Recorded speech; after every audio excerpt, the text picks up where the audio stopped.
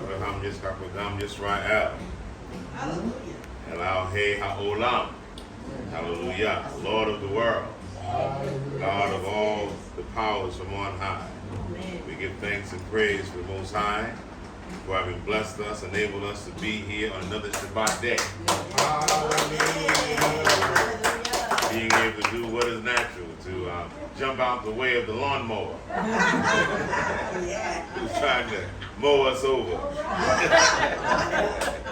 The Most High God has been a shield for our fathers in the days of old, and a shield unto us, and given us the nature to want to praise Him and do the instinctive thing to keep ourselves alive by His power and by His might.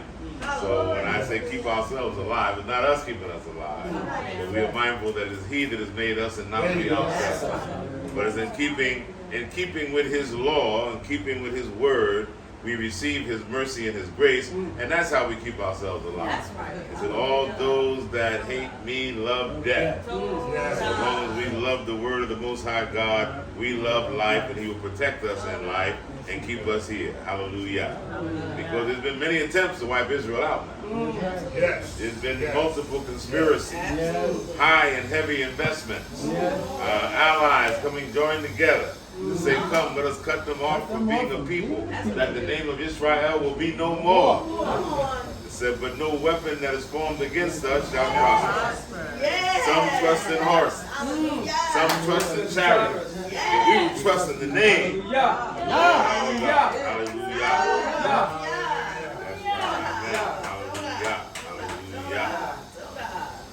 Well, this has been a wonderful week. It's a great time that we're in. See how when the Most High just decided to push a little button and stir things up. He got all the people wanting to find out who are these Negroes that came from being Hebrews. Who are these Hebrews became Negroes? just a little twerk. Say that. Just a little twerk. And the Most High has got the world thinking. They're trying their best to change the subject matter to personalities and not the subject. The Most High God's going to turn and overturn and turn and overturn until He makes this thing right. Yes, He is. Amen. And He's turning it. And He's overturning it. And He's turning it. And He's overturning it. Yes, He is. Hallelujah. Hallelujah. Amen. Brothers, I'm just searching. I'm just trying to find out knowledge. I just want to know who I am. Hey, that's all. Lied to me, took away my identity, threw it away in the garbage, cast it into the depths of the ocean. But the Most High God said, in the day that I call my people back into being, Come on. those that are scattered to the uttermost parts of the heaven, from thence will I gather them. Those who will be scattered even to the depths of the sea, from thence will I gather them.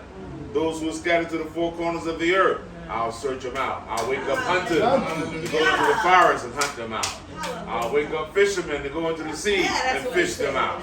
Listen, I'll even get grave diggers to dig them up out of the grave. Make them rise up again. Hallelujah. Oh man.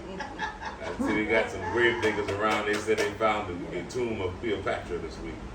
They said they dug all the way down, about 40 feet down in the ground, and a quarter of a mile tunnel towards what they believe is the tomb. And all these money and gold and amulets. I said, they're still stealing our riches. They're grave diggers. I don't care what kind of titles you give it. Archaeologists, anthropologists, they're grave diggers. Robbers of graves. They are vampires. And all other kind of jackals and spirits. Yes. Absolutely. So that's what they have been manifesting, trying to find out who it is that we are based on who it is that we were and who it is that they are not. Yes. Every time they discover something, they realize it wasn't them. They weren't there. You don't see none of them there. They only see us. That these are the people. And they get mad.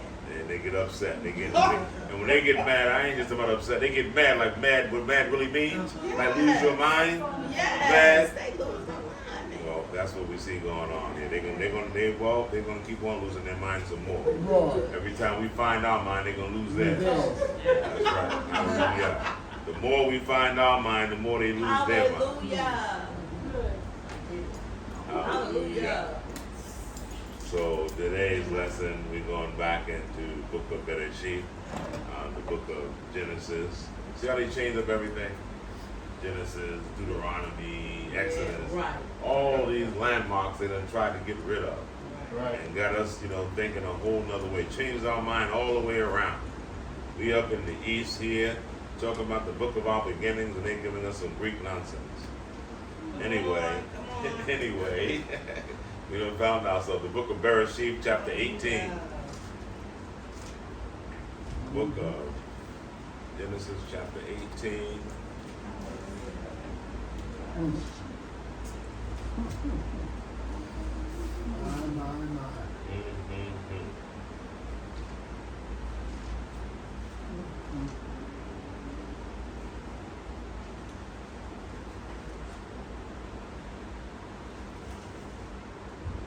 The name of this Bashara, Sidra, is Wayerah.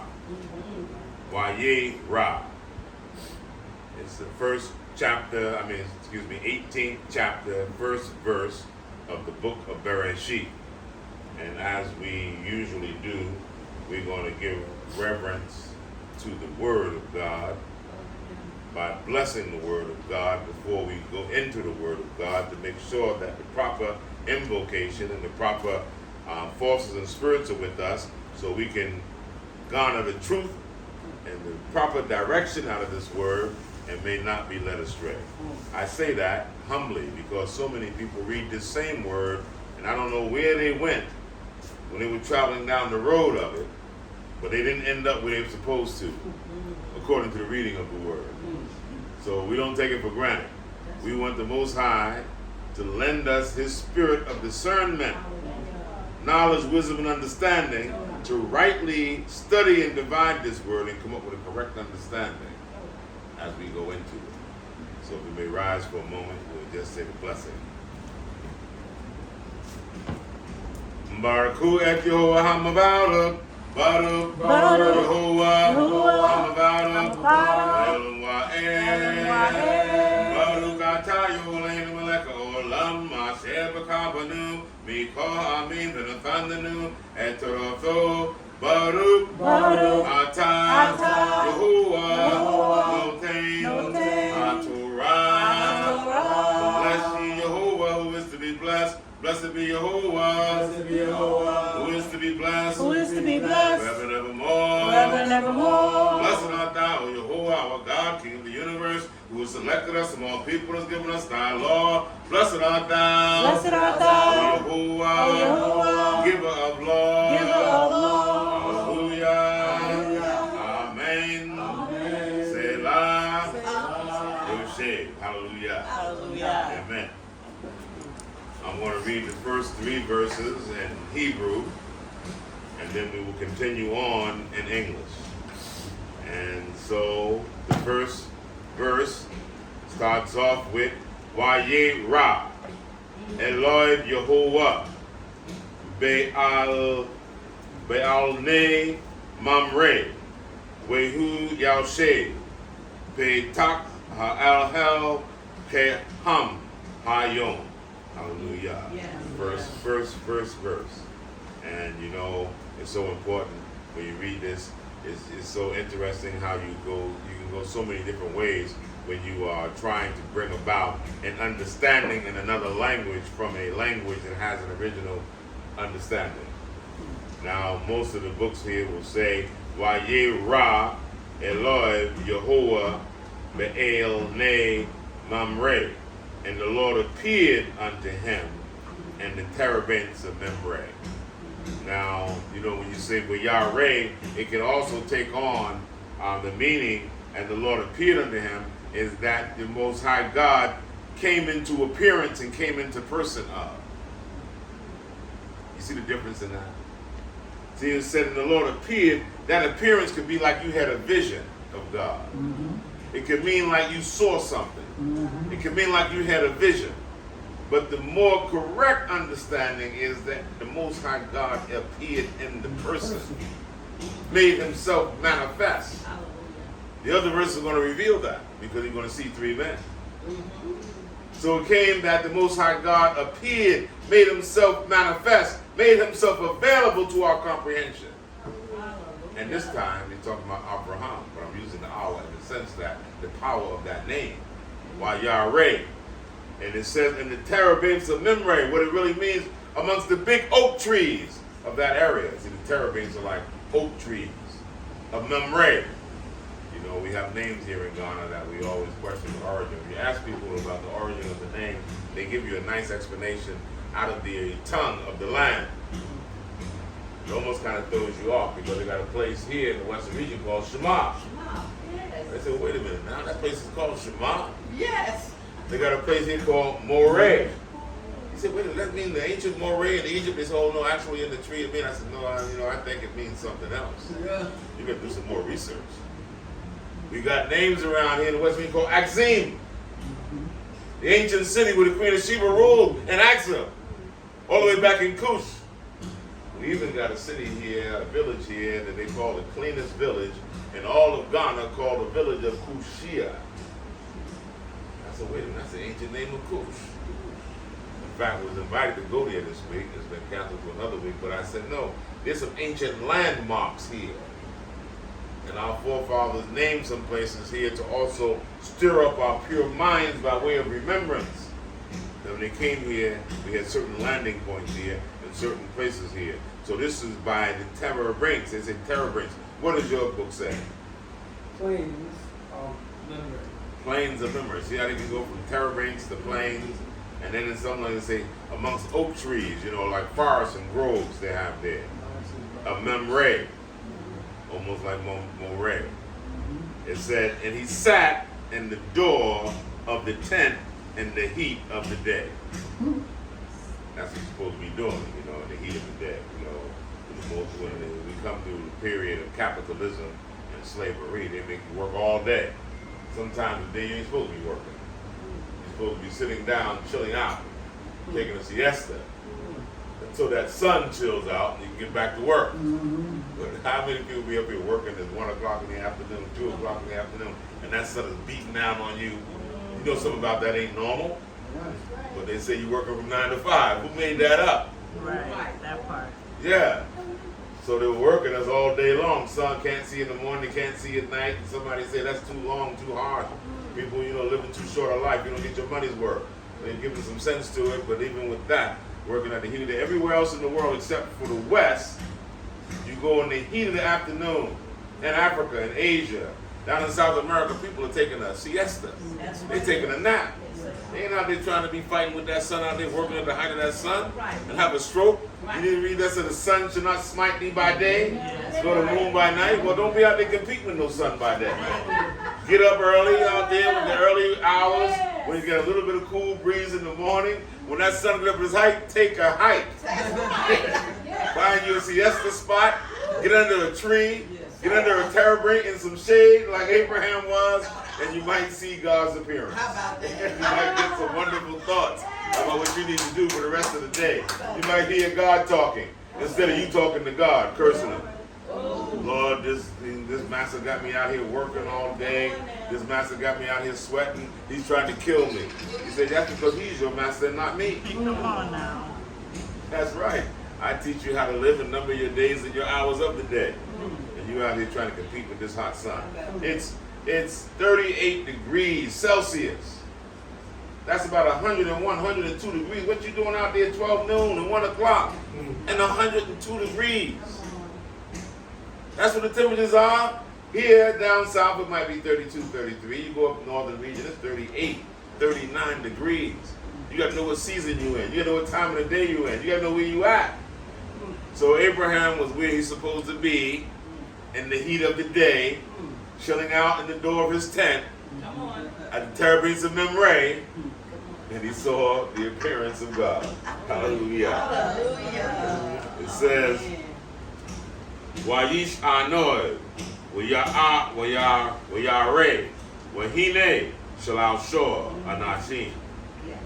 So he said, behold, Hine, Shalal Shor, 3, Shalal Shi, Anashim, men. So this is the appearance, because now he says, and the Lord appeared unto him. Who appeared unto him was 3 men. Yes. and he realized that God had sent them. That was the appearance. Those three men is what he saw the apparition of. God made himself manifest in the appearance of those three men. It said, Needs vim Eloi Wayerah, Wayerah Likratom Mepekad Mepetak Aharhel. My glasses are dim, that's why I'm slumping on here. Wayistaku Arzar. So we say Wayistaku. Some, we always say Histakawo is the root word, but what it really means is to bow down. When we bow down, we interpret that to mean worship. It's out of respect. We pay obeisance. You know, what we do in the Eastern cultures, we have all, compromised by saying, oh, how are you? Well, that's like to bow down without bowing down. So you have different forms. We greet each other, hey, how are you, my brother? How are you, my sister? In the ancient day, you get down to a personal authority, you actually bow down. And that's where the word worship comes from. He's takawo. So it meant he went and bowed down to the three men. He went and paid obeisance because he recognized the divinity of their presence. He recognized the sacredness and the holiness of their presence and their being. So he immediately went down and bowed down to them to show obeisance. This is our father Abraham. Now imagine this. Abraham just blessed by Melchizedek. Blessed by Melchizedek means he's elevated. He's given great substance. He's been blessed by the Pharaoh of Egypt. He's blessed by Melchizedek. He had every right to chill in the day and say, oh, who are these characters? Who's these cats? Coming up on me near my tent. Let me see what they're about. Let me see what they're up. Let me see if they recognize who I am and come over here and pay proper respect. See, that's what pride can do for you. That's what arrogance can do for you. When you're elevated and you're lifted up, we think that that's the time for you to be lifted up and to be pride, but no, that's the time for you to be more humble. Most High God said, now Moses was the most powerful man in the world, but he said, but he was the most humble. And that's something that's very hard for some of us to master. It's hard for us to be humble. And most often than not, it's because you really don't have no power. So you want to bluff everybody, like you got something you don't have. So you're performing for yourself and them. Abraham knew who he was, but he recognized the reason why these three men, he didn't see them as three men. He saw the divinity in them. He saw the sacredness in them, which means he had proper sight. And that proper sight, he said, no matter who I am, I've been blessed. My name has been changed. God has elevated me. When the greatest men walk in this earth in the form of Melchizedek, just blessed me, lifted me up. I got Pharaoh, a great man, just lifted me up, blessed me with silver, gold, all these fantastic things. But I see three men that look like they're different. They got another halo over them. They got another aura on them. Let me go down and get me another blessing. Let me go and bow down unto them and humble myself to them and see what God has to say. That's why the verse was written, Wayerah, and appeared unto him God in the person of three men. But you had to have an eye of God to see who you were talking to and who you were dealing with. And so that is the supreme lesson in here, to be able to interpret that properly. Because if not, then maybe the English will throw you a little bit, that you really won't get the essence of what is being manifest here. And when the Most High God show you that, you see, in the West, because things are built upon the lack of trust, they have a thing where you shake hands on God. Give me your weapon hand. You see you're all right. We got a distance between us. But in the East, again, we do that humility, humble yourself, or we embrace. It's out of a sense of trust and endearment and the togetherness. And the Western Occidental culture, they are divided. We are Oriental people. Now they've made things mean something different than what it is. When we say Oriental, people think about Chinese or Japanese. That's Oriental. Oriental just means that you are of an Eastern cultured people. And as Africans, we're Oriental. We're not, the West is Occidental. It sounds like accident, right? It does. We act like it's an accident. Yes. So that's why you have the term orientation. Because orientation comes out of oriental or orient, which means it's the beginning of cultivation, the beginning of civilization, the beginning of informing you of enlightenment. And so since we brought enlightenment to the world, whether you're talking about as far as Japan, China, India, all these places, is what the black man brought to the world. So we are properly called Oriental, because we are the Orient. And this is what we call culture of what Abraham is displaying here. That's why one of the biggest and the best statements that we have in Israel, you say, oh, I've enjoyed, this is none other than the hospitality of Abraham. You heard that statement? We're famous for that in Israel. He said, oh, you showed me and received me with the hospitality of Abraham. This is the beginning of that. Because they said Abraham entertained guests in his home, wherever they came from. He set up his camp so you could enter from the east, the west, the north, and the south. And when you came in, he treated you the same. He asked you whether you were thirsty, asked you whether you were hungry, asked you, let me wash your feet, let me give you some respite. That is the culture that we came to meet here. Now the West is challenging it, messing up the economy and challenging it. I remember for all the first years I came to Ghana, if you visit somebody's house, they wake everybody up in the house to come and greet you because a stranger had come. And everybody had to get up and shake your hand. And then they offered you water. And then they asked you, what's your mission? Is somebody chasing you? Are you in danger? That I have to hide you? That God sent you to my house? And so if God sent you to my house, you know, that's why you've appeared. You couldn't appear if God didn't send you here. So let me find out why God sent you here and ask you your mission. Every home. And after you took your water, then they offer you something better than that. You like a mineral, you like a beer, you like something else, you like something to eat. It's like, wow, this is serious. Even the children got up. Oh, how are you? How are you? How are you? And I said, wow, all the stuff that we have to actually practice like a religion, they practice as a way of life. Come on. And it happens so naturally. Now, the economy has it that you'd be lucky to get a glass of water, but you ain't gonna get no offer of beer unless you get man's house. Now we got more people watching TV than ever before, and they don't see nobody on TV welcoming you when you come to your house. So maybe we're practicing the wrong thing. So you see the culture diminishing from Western influence. I remember one time I was even on the brunt of a joke on a radio program. Had another Ghanaian brother on the radio program, and he said on the radio program, "Oh, you know, African Americans brother coming here. You know, some of them they don't know the culture. We got to teach them the culture." I remember Rabbi Kohen. You know, I went to his house and he received me. And then he told me, "Next time I come, call me." He said, "That's not the African way. Why do I have to call him before I come to his house? That's not what we do here. It's on the radio." He louded me out. I said, "Because you coming to get something. I need to know what you coming to get." I mean, you know, because I was a lot more sharper, not sharper in the sense of intellect, but sharper in the sense of responding. I didn't have all the patience I've got now. Responding to everything. I was being reorientated.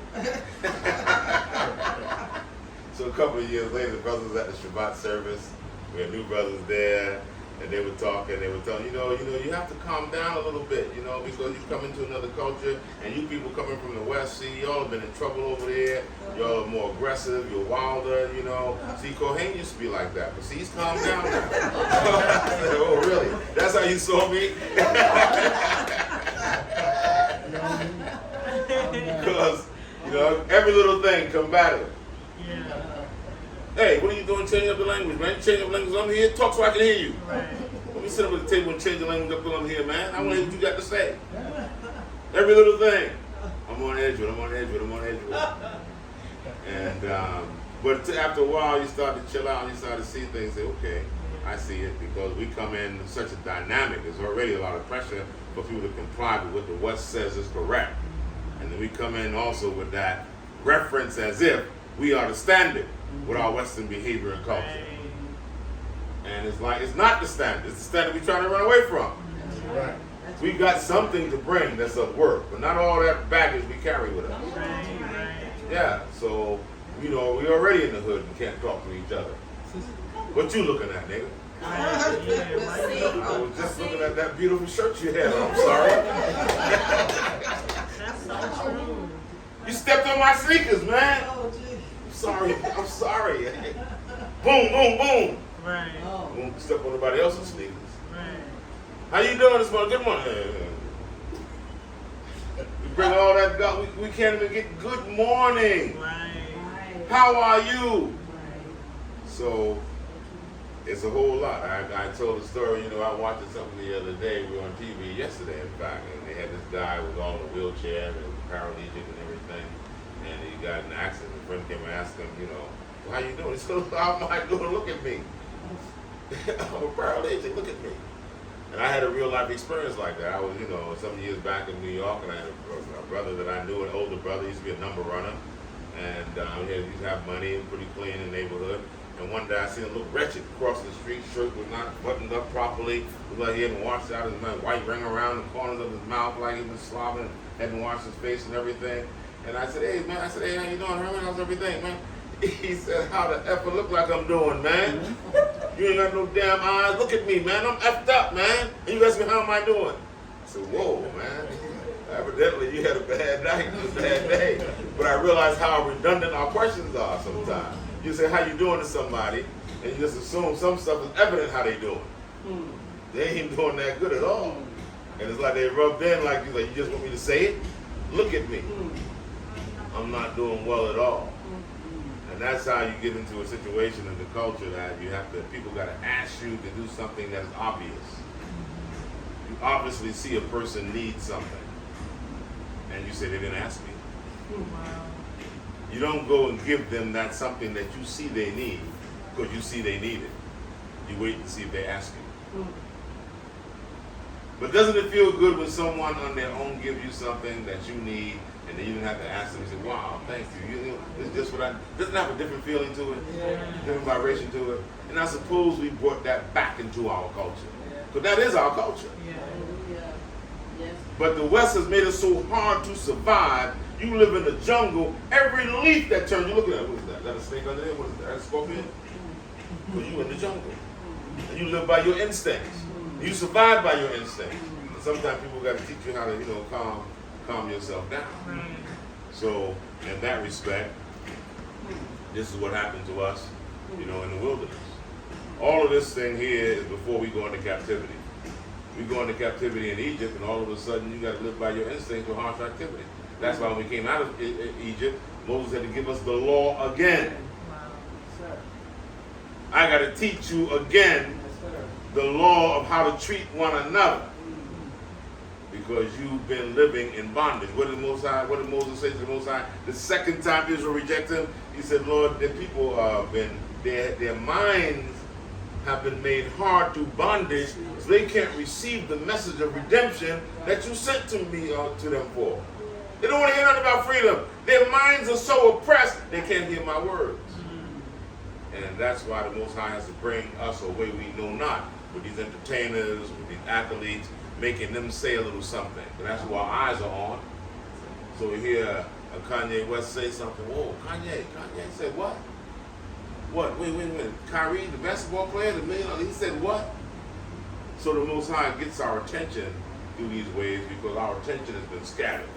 That's why I said the war of the heavens is not some mystical war. The war of the heavens is the war for the minds of men, because this is the heaven. And what we see out there right now with all these satellites and all this attention and all this media, it is the war for the controls of the minds of men. It's the war for the control of our minds. And you got to use all your energy and all your might to keep your mind as your mind. Because you find yourself thinking thoughts that ain't even yours, but you think they're yours. And it's been planted there. Your taste, your touch, your sight, your emotions, your sensitivities have all been programmed. So therefore, we have to keep on the alert at all times, as Abraham was in the heat of the day. It says, and he lifted up his eyes, Wayesha annoyed, and looked, Wayerah again, and looked and saw and perceived, Wahine Shalal Shor Anashim, and lo, 3 men. And these are 3 mighty men, 3 mighty archangels, stood over against him. And when he saw them, he ran to meet them from the door of the tent and bowed down to the earth and said, Adonai, if now I have found favor in thy sight, Inna Mazatikain, Alenika. If now I have found favor in thy sight, pass not away, I pray thee, from thy servant. Now he's made himself their servant. Sometimes we laugh, at the culture here, because we say the people are just conning me. We say, yes, sir, boss, yes, servant, yes. But everybody, the culture is to make you automatically big and make you feel good. But to show I'm humble myself. Yes, boss. Oh, my boss. Oh, my this. It's not all colonialism. Some of it is the culture of how we speak. When you entertain people, it's a humility that you speak with. And again, like I said, Abraham automatically said, don't pass your servant. I'm your servant. I'm here to serve you. I'm here to make you be here with me. But he's also soliciting a blessing. This is where the whole statement that came in another portion of the latter book that said, beware of strangers that you entertain, because you may entertain angels unaware. The difference here is that Abraham had a perception and was aware that these were angels. And that's why he was using the posture that he used. Hallelujah. It says, that was verse 3? All right, so that's what I said, right? 3 verses in Hebrew. So it said, he said, my Lord, if now I have found favor in thy sight, pass not away, I pray thee, from thy servant. Hallelujah. So, I'm going to give it over to Brother George to continue in the English, and where necessary, I will be sharing some of the breakdown in therein. Hallelujah. So I will continue to say this though, the washing of feet.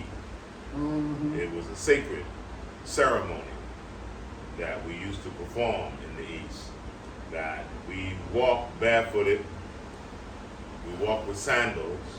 It was a part of our culture and custom. And, we believe that our power came from the connection to the earth.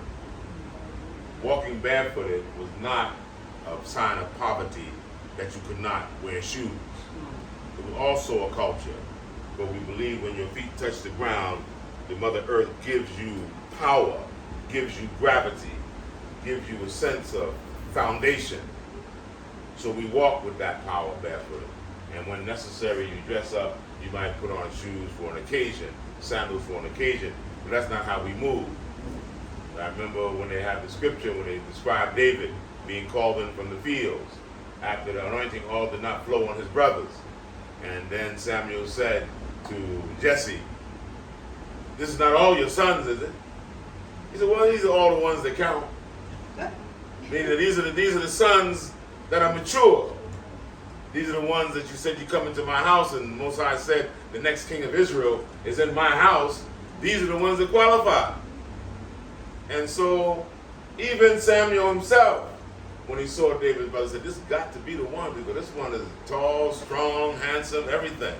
But the anointing oil didn't flow. And he said, it must be somebody. He said, well, this little one is out in the fields, little wild, little, untamed. He has not culture yet. Call him in the house.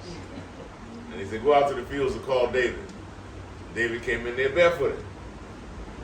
Little mud on his feet, and little wild, not wild as in a wild, but not as mature as his older brothers. But the father didn't think he was the one. Samuel didn't think he was the one. The brothers didn't think he was the one, but the oil flowed on his head. And that's what the famous statement said, the Most High God don't judge man the way that man judges man. So if you look at that physical appearance, you know what we all do. The brothers be looking at women, you're looking at the physical appearance first. right? You Right. didn't say that loud. Say it. Right. Say it. Right. You're looking at the front and the back. And then you sisters are looking at that physical appearance. Mm-hmm. Well, is he tall enough? Is he handsome enough? Is he strong enough? But most of all, many of us got in trouble that way. Mm. But you look at the inner parts last, if you did it all. And then you were judging the wrong kind of inner parts. And where you wanted to get in wasn't where you were supposed to be getting in. You didn't look into the mind. You didn't look into the heart. You didn't look into the spirit. And then when you did look, anyway,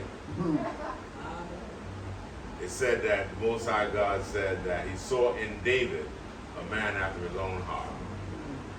And the oil flowed on David's head. And David was the one. And thank God we have an everlasting covenant after that. But in this book shows us the pattern.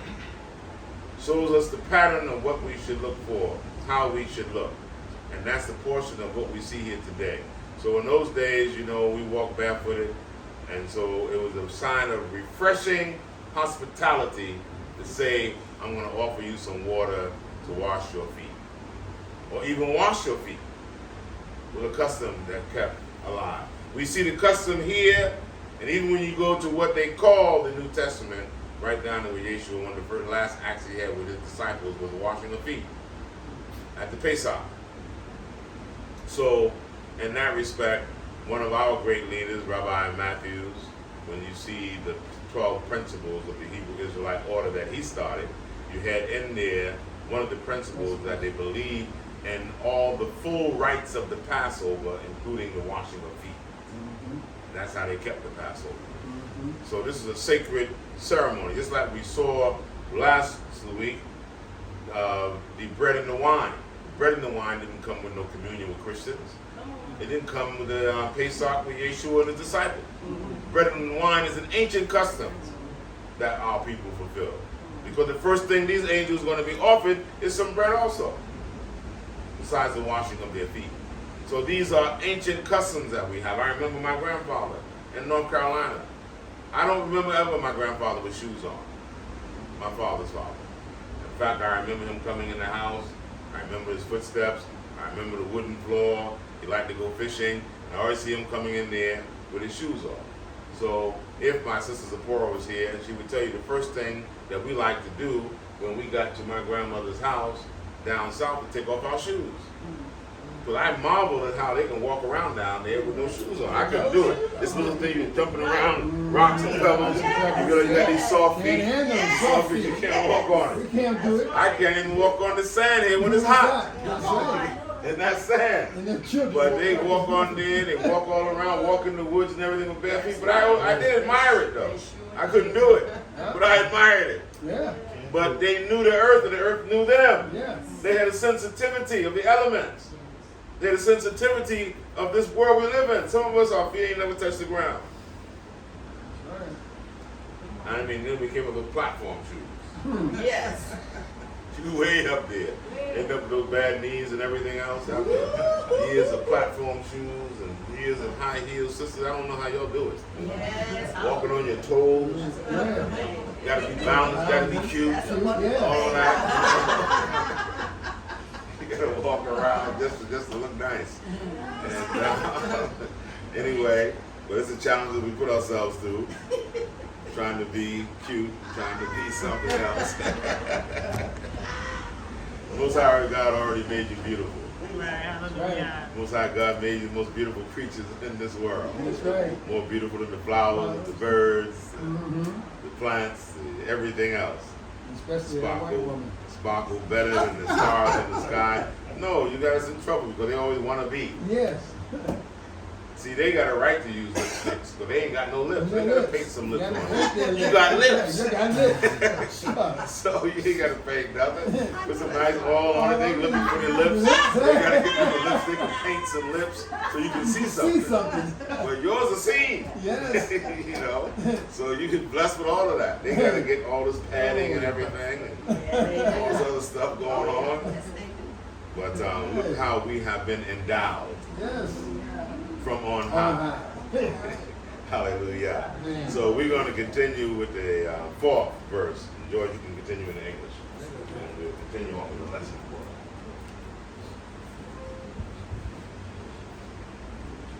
For let a little water, I pray you, be fetched, and wash your feet, and rest yourself under the tree.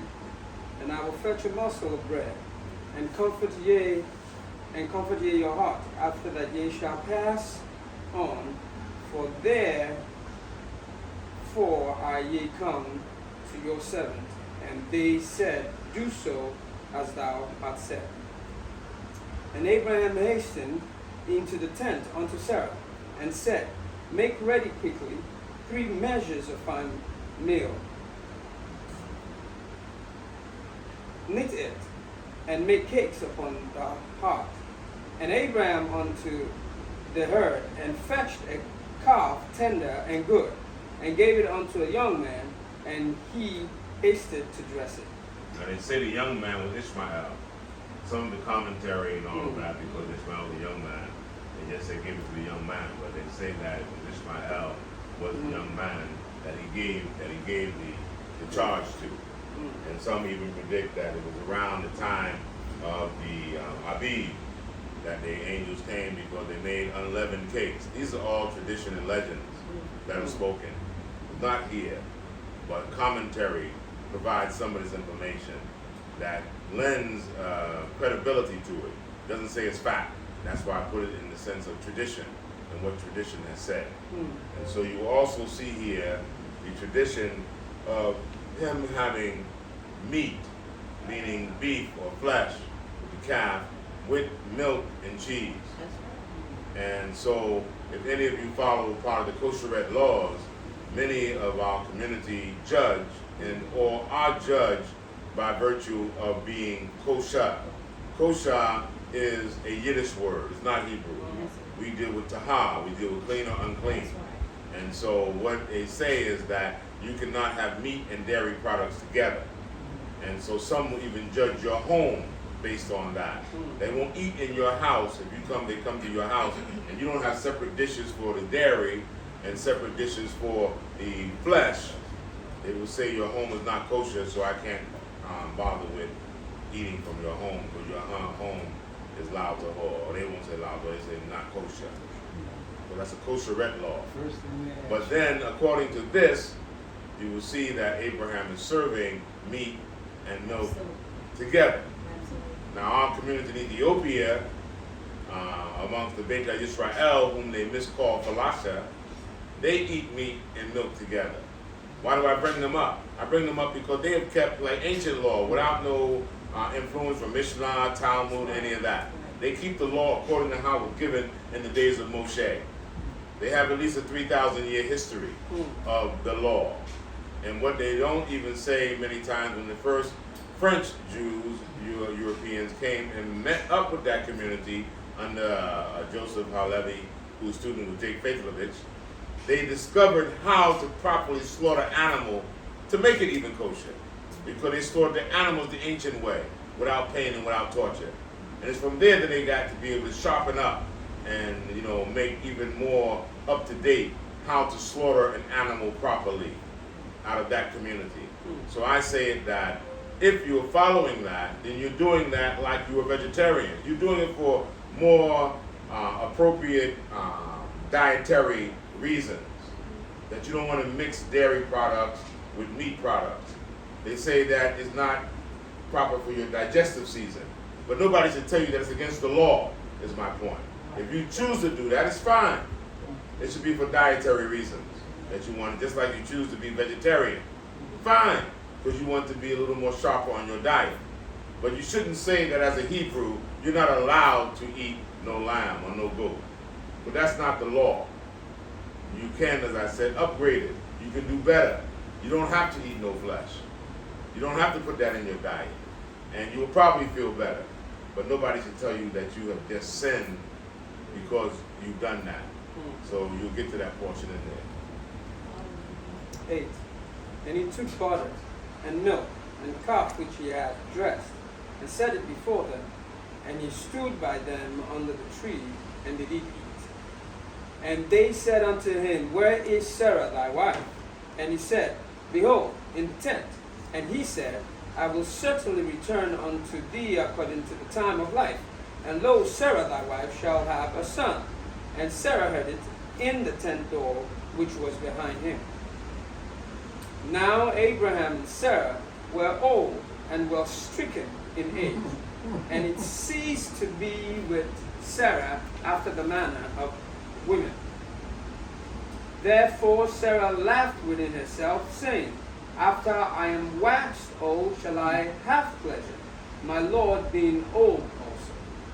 And Jehovah said unto Abraham, Wherefore did Sarah laugh, saying, Shall I of a surety bear a child, which am old? Is anything too hard for thee? At the time appointed, I will return unto thee according to the time of life, and Sarah shall have a son. Then Sarah denied, saying, I laughed not, for she was afraid. And he said, Nay, but thou didst laugh. And the man rose up from thence and looked towards Sodom. And Abraham went. I have to come in. You see that scenario there, it deserves to have some commentary in there. And that, first of all, Sarah was not originally in the conversation. She was listening in, seeing who are these men that my husband is acting so fast and so special with, to have to prepare this meal, 3 portions. So naturally, but she wasn't invited in, she's listening. When she listens in, she hears something and she laughs within herself. Now it becomes a conversation because they heard her. She knows she didn't laugh out loud, but she knows she laughed because she's dealing with prophets. And so she also has to feel like, wow, how did they know I laughed? Because she would not outright lie if she had laughed out loud, because she would know that, well, they probably heard me. She tried to defend it because she said she didn't laugh out loud. So technically I didn't laugh. But she couldn't defend it because she said, no, but I know you did laugh inside your heart. Because inside your heart, not only did you laugh, you even made the comment. Me, an old lady now, after all these years of praying, after all these years of supplicating, after all these years of doing all the other stuff that might have gone on, now you telling me I'm going to be a mother? Now you telling me I'm going to have a child? And my husband, he's an old man. I ain't seen him in a while. So now all of a sudden he's going to come back to life too and impregnate me. So all that's going on at the time. But again, it's showing whose presence they're in. And the magnificence of the conversation going on there. And how it is being revealed more and more that these are messengers of God. These are prophets. And not just regular men. 16. And the men rose up from thence and took toward Sodom. And Abraham went with them to bring them on the way. So you see another sign of hospitality. Another good sign of hospitality. And you know, it's a shame that you have to be reorientated into human behavior. But when you are programmed outside of regular human behavior and regular human kindness, you have to be reprogrammed and reorientated back into it. In other words, these 2 special guests, he ran out to meet them, bowed down, invited them to come and join him. Now, all the time we say tent, but they really enjoying under a tree. You know, a lot of places here, when you go past these villages, there's always a special tree that the men around there talking and drinking. There's a special tree that's sitting down there settling cases. It's like a special spot. Sometimes that tree was planted for that purpose. That's how they get the legend of the baobab tree. That's how they get the legend of sitting under the neem tree. Like they have that blessing and that tendency. They said that the prophetess Deborah, she used to judge under a palm tree. So all this was taking place, you know, under these terebinths and membrae, these trees there. And so what I meant that why I stopped him is because it said he walked them along the way. So there's a saying that says when someone comes to see you in your house and they are a welcome guest and you had a good meeting, you walk them at least halfway to their car or to the road or whatever. That's good hospitality of seeing them off. But if you really didn't, like them, and you really wasn't inspired by their visiting conversation, and they say, okay, bye-bye. It's almost like saying, there's the door right there, go find it. you don't walk them along the way, but usually here, I know our brothers don't like it, but here, the men want to grab your hand and you walking hand in hand to the door. And our brothers, because of that still that orientation, well, you don't grab my hand, I'm not into that, but they don't even know what you're talking about. You know what? I'm just grabbing your hand and we're walking to the door as friends and we're walking out. And, we're going on the way so that, it's a peaceful journey. That's like I said, it's normal human behavior. It used to be. Until we got into this Occidental culture. And that I like to say accidental culture. But anyway, we become estranged to ourselves and estranged to human kindness and just normal behavior of kindness and hospitality. So he said he walked them along the way.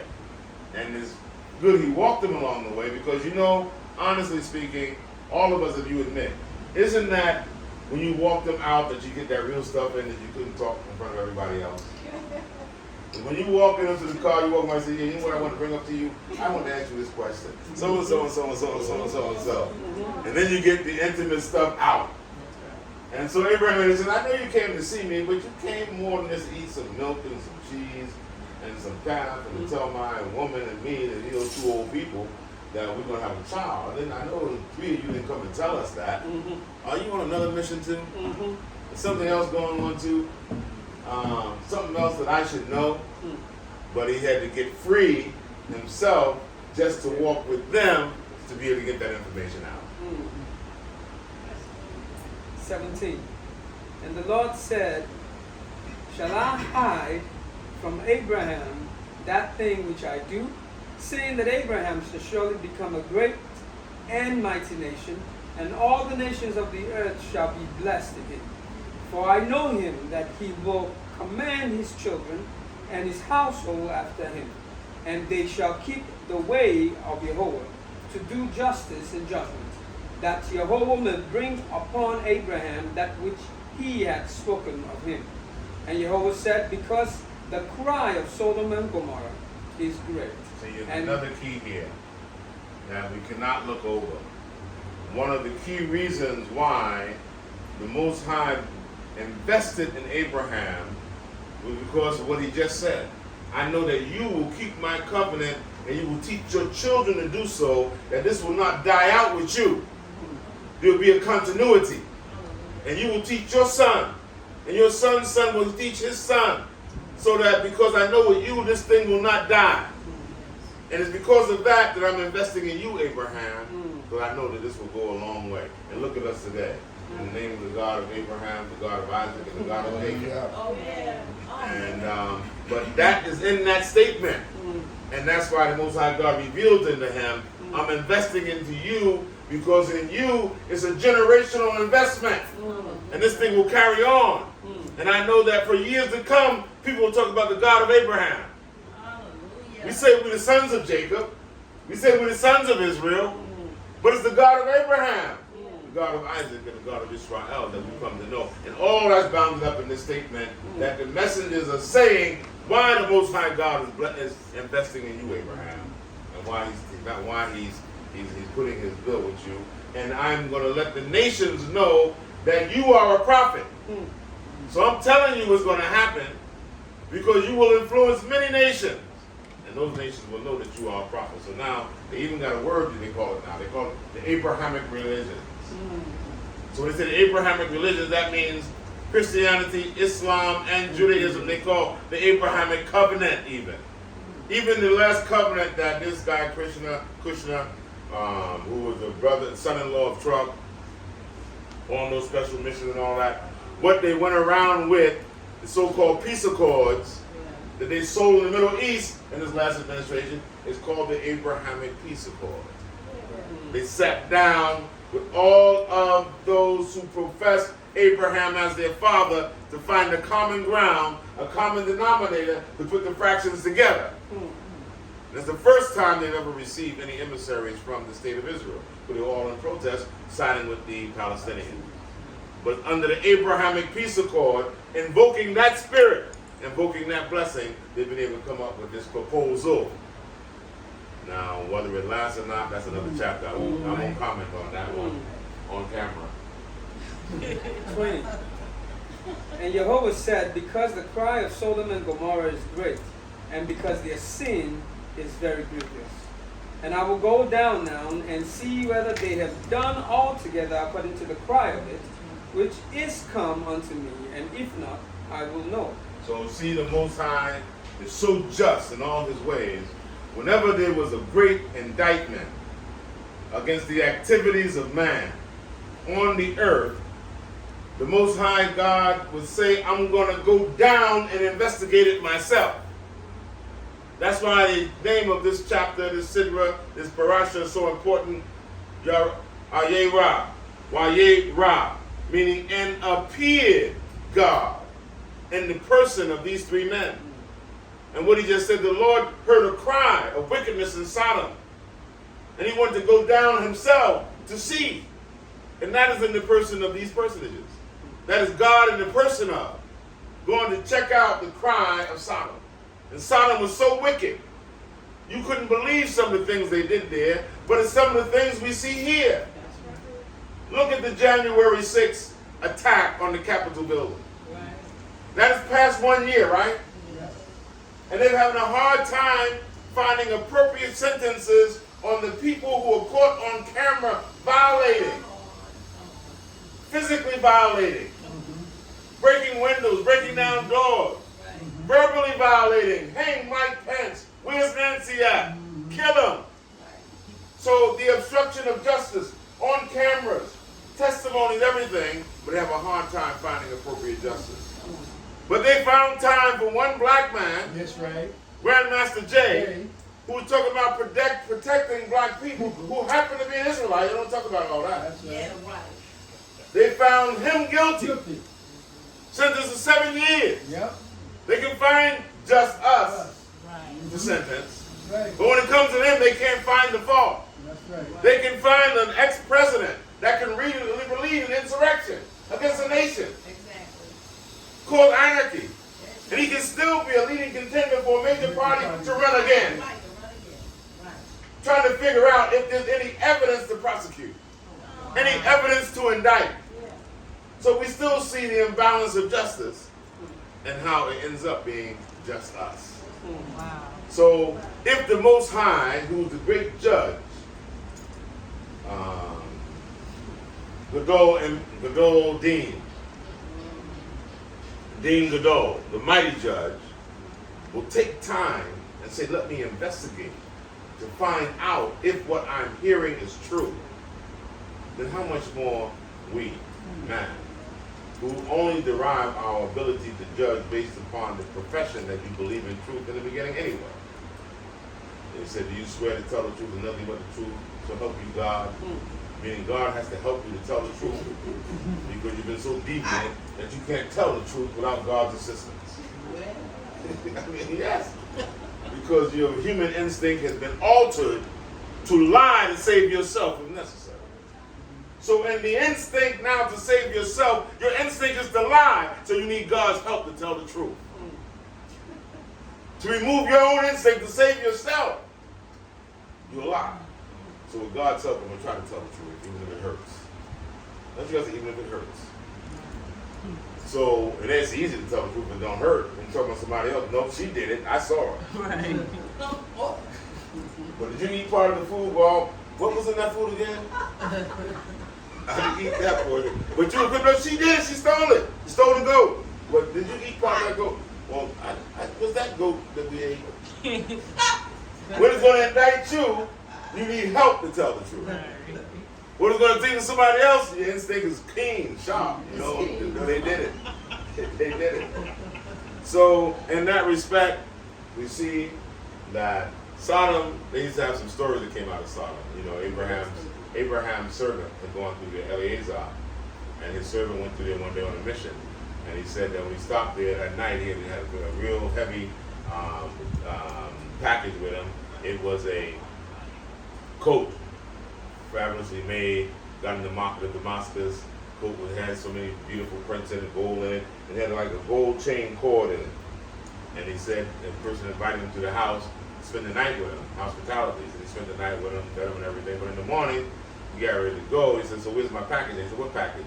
He said, the coat that I gave you to keep in safekeeping, a safe deposit box. He said, you didn't give me any coat. He said, no, a coat. He described the coat to him, had a long gold thread. He said, the interpretation of the dream is, you dreamed that you had a coat. And all of the fabric and the material in the coat meant that you should be heavily endowed in life.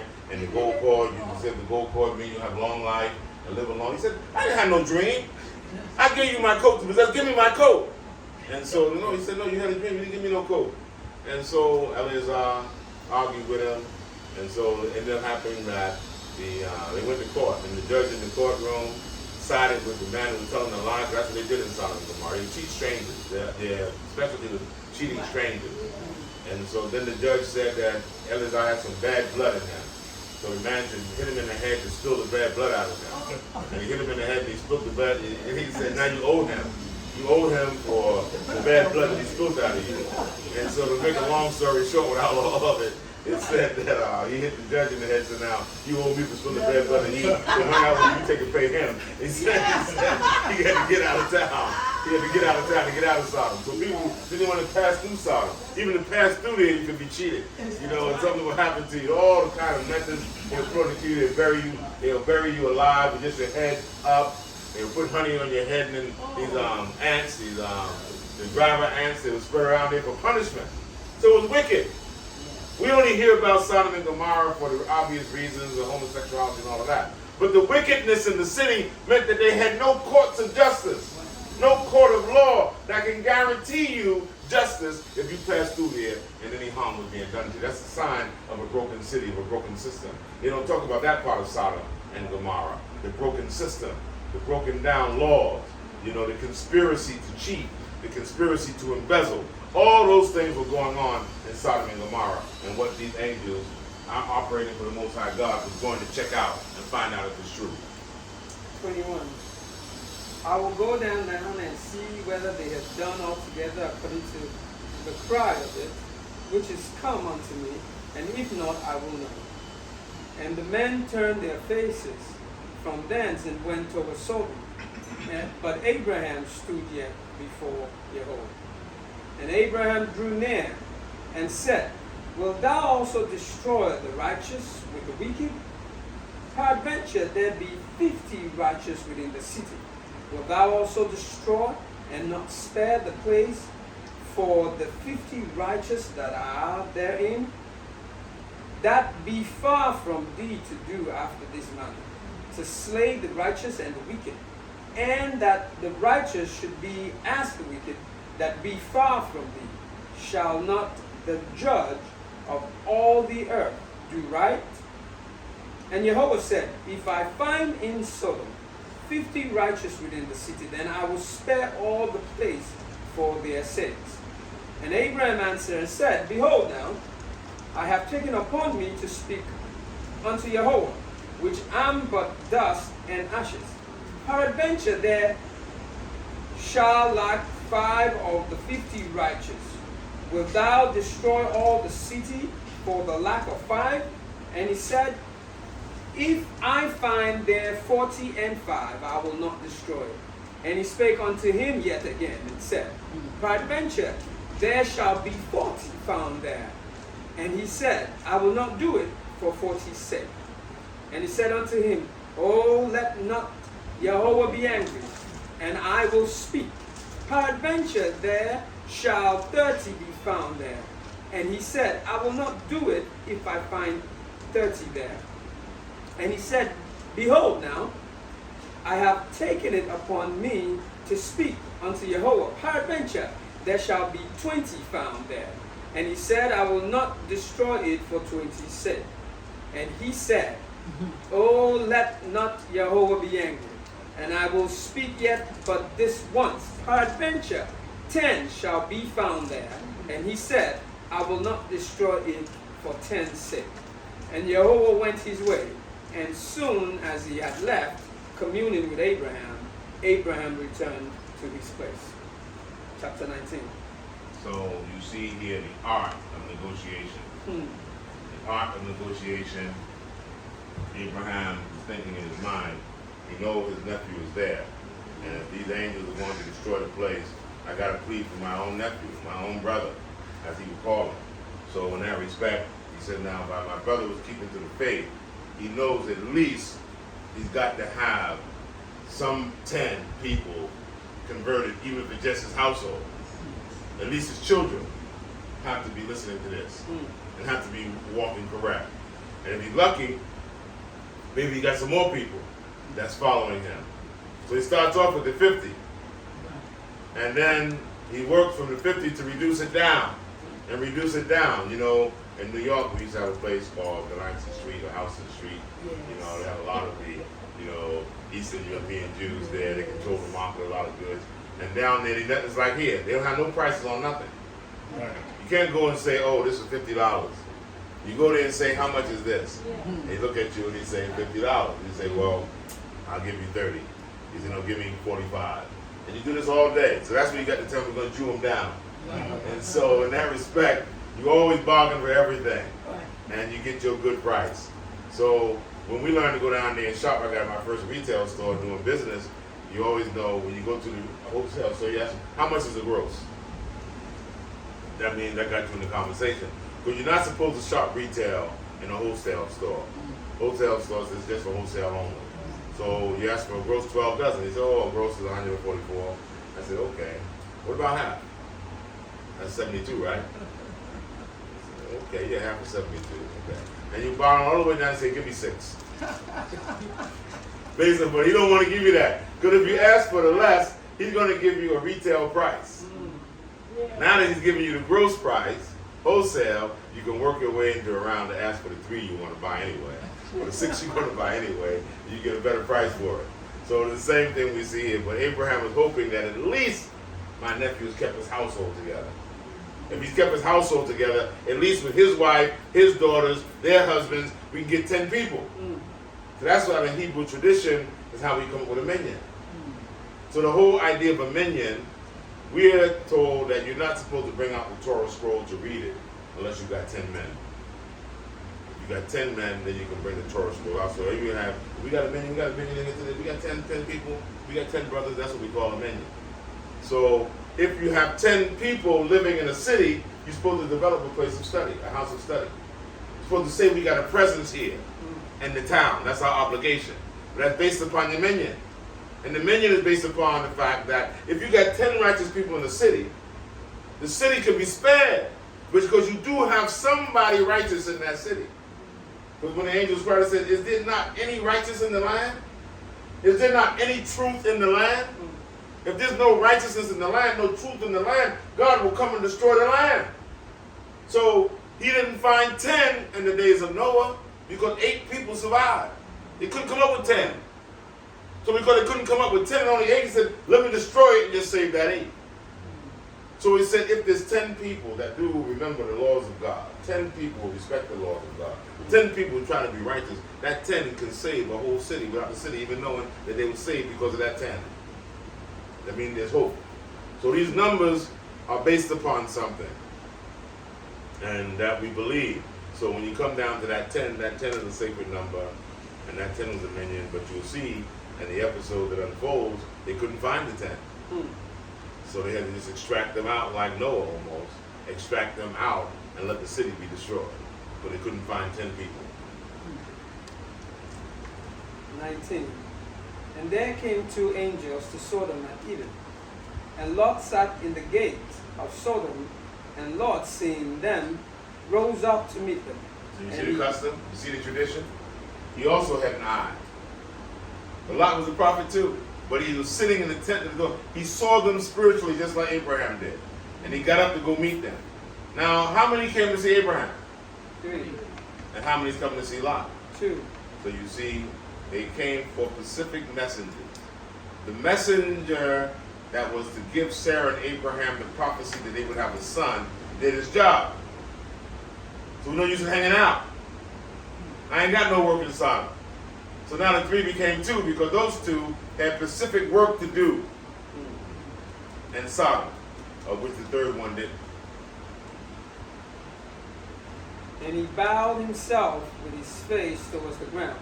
And he said, Behold now, my lord, turn in, I pray you, into your servant's house, and tarry all night, and wash your feet. And ye shall rise up early, and go on your ways. And they said, Nay, but we will abide in the streets all night. I have to keep hopping on this tradition. You see, the tradition was the exact same thing. Turn aside that I might give you food and drink. Let me wash your feet. That was the tradition of Abraham, the hospitality of Abraham. So when you go to a place, you're supposed to at least offer the person something to drink. You're supposed to offer them some food. But like I said, we allow our economics to dictate our culture and behavior. Because at the same time, I said now, it's hard for some people to offer you all these, offer you in the days of old. And what they would do is that they would even borrow money or send down to the store and say, give me an advancement. I need 4 minerals, 4 bottles of beer, and 2 waters.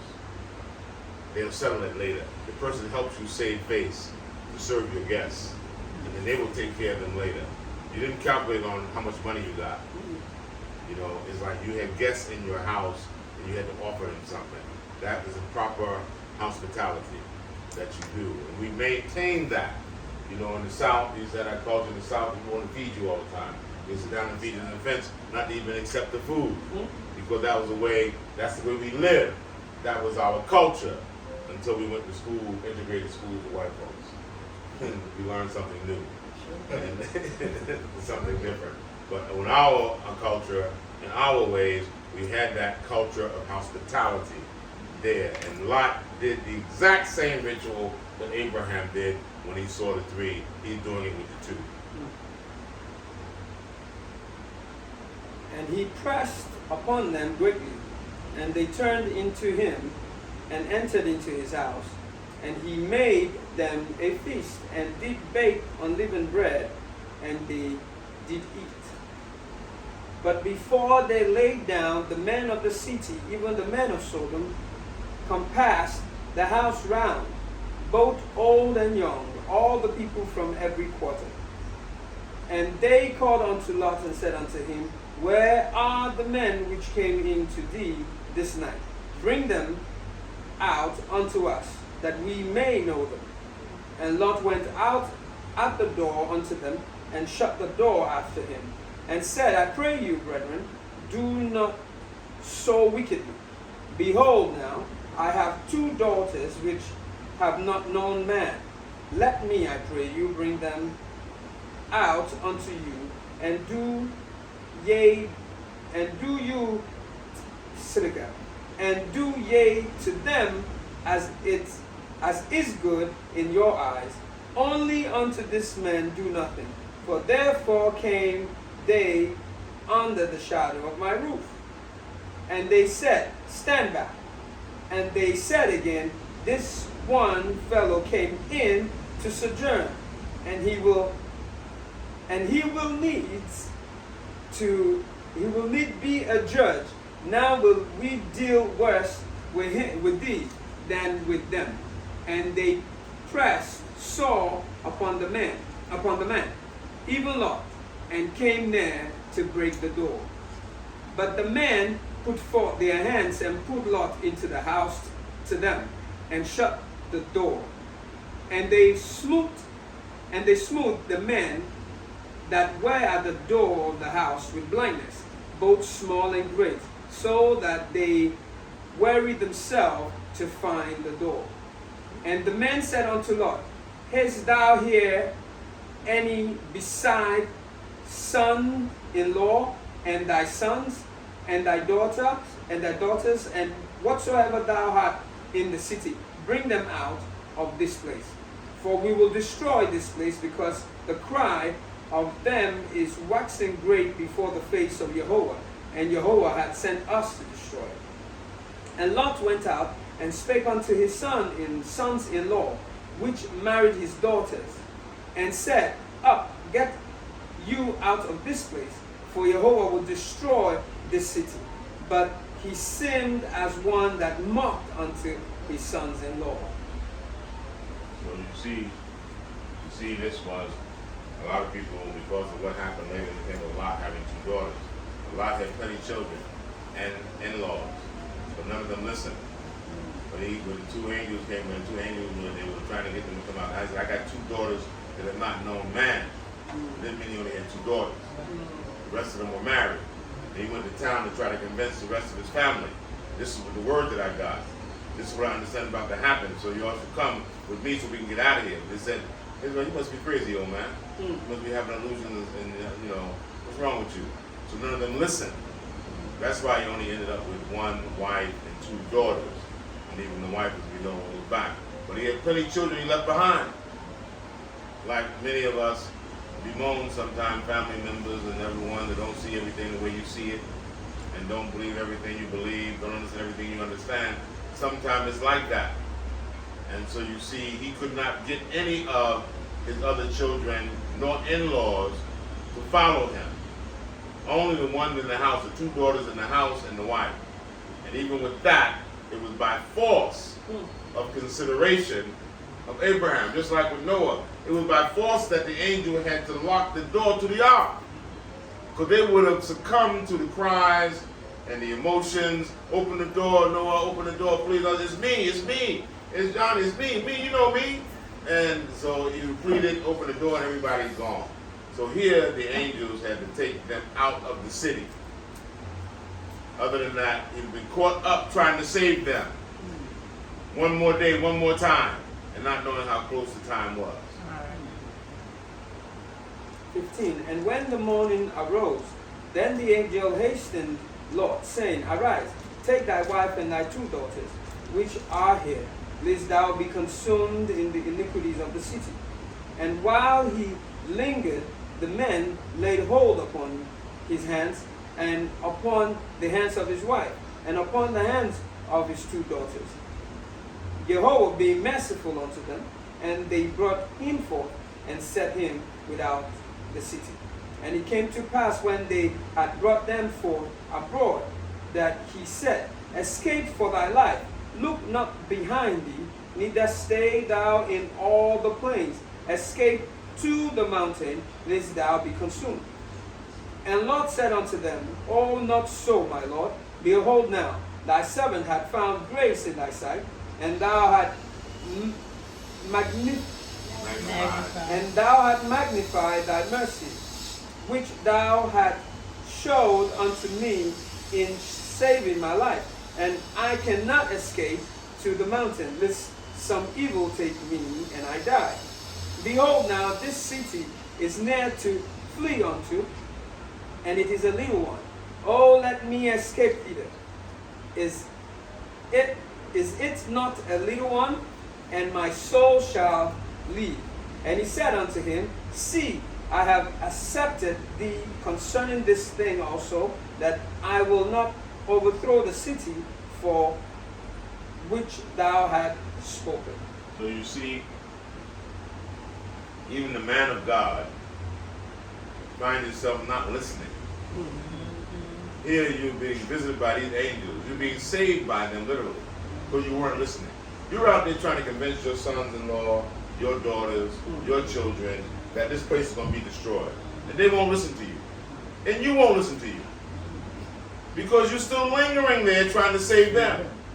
That the angel had to take your hand and say, take your wife that's here and the two children here, and y'all get out. They wouldn't get out. They had to be carried out. Now, he said, now go flee into the mountains. Get away from me. He said, well, I got to go to the mountains, I've gotten used to city life. I want to be close to the city. Can I go to the city, because I go to the mountains, I don't know what's going to happen. I can swallow if I die there and nobody hear from me again. Let me be in the city with his people around. And he said, okay, that's not one of the cities on my map, so you can go to the city and you can be saved. There's going to be 5 cities taken out, not the 2. Right. And so, but he's still not listening, even as a man of God. And we see that sometimes, you know. Even some of us who consider ourselves servants of the Most High will deliver something to us as clear as it can be. We will state that the Most High told me this and told me that, and you will still do something contrary. Here's Lot is not a regular, Lot is not just Abraham's nephew. Lot is a prophet. Lot is a man of God. That's why he's talking to the angels, and the angels talking to him, and why he's warning people. But he's still not taking full heed to the warning himself. That's what we have to see in there. 22. Haste thee, escape thither, for I cannot do anything till thou become thither. Therefore the name of the city was called Zoar. The sun was risen upon the earth when Lot entered into Zoar. Then Jehovah rained upon Sodom and upon Gomorrah brimstones and fire from Jehovah out of heaven. And he overthrew those cities and all the plains and all the inhabitants of the cities and that which grew upon the ground. But his wife looked back from behind him, and she became a pillar of salt. And Abraham got up early in the morning to the place where he stood before Jehovah. And he looked towards Sodom and Gomorrah, and towards all the land of the plains, and beheld, and lo, the smoke of the country went up as the smoke of a furnace. And it came to pass when Jehovah destroyed the city of the plains, that Jehovah remembered Abraham and sent Lot out of the midst of the overthrow when he overthrew the city in which Lot dwelt. And Lot went up out of Zoar and dwelt in the mountain, and his 2 daughters with him. Now, where did he go? Where the angel told him to go in the beginning? Right. In the mountain. But when he saw that smoke, Right. he saw those he's having to get the hell out of here. Exactly. Then he believed when he saw it and said, maybe I shouldn't be close to these cities. Let me get up to the mountains where the angel told him to go in the first place. Then he asked permission, and the angel told him what? I'm not going to destroy that place. Zoar. So it's safe to go there. Then you still don't believe the angel. I don't trust that. Let me get out of here. Maybe because I was hard-headed, he told me to go here, but they're going to really destroy it. So let me get up to the mountains and go what he really said from the beginning. Now this is even before Israel is born. This is before the hard-headed, stiff-naked ancestors of us were born. We still hard-headed from the very beginning.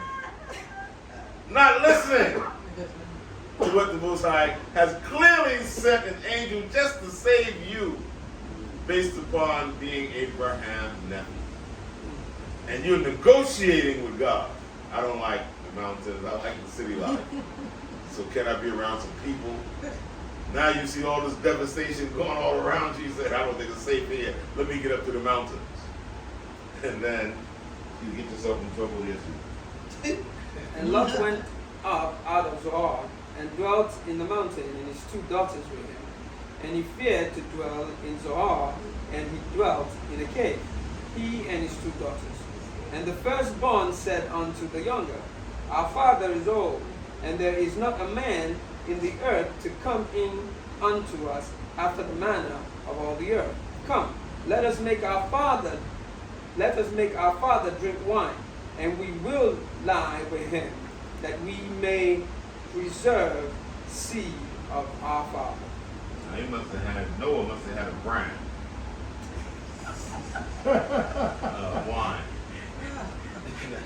that totally wiped you out in the evening, that you have no remembering in the day.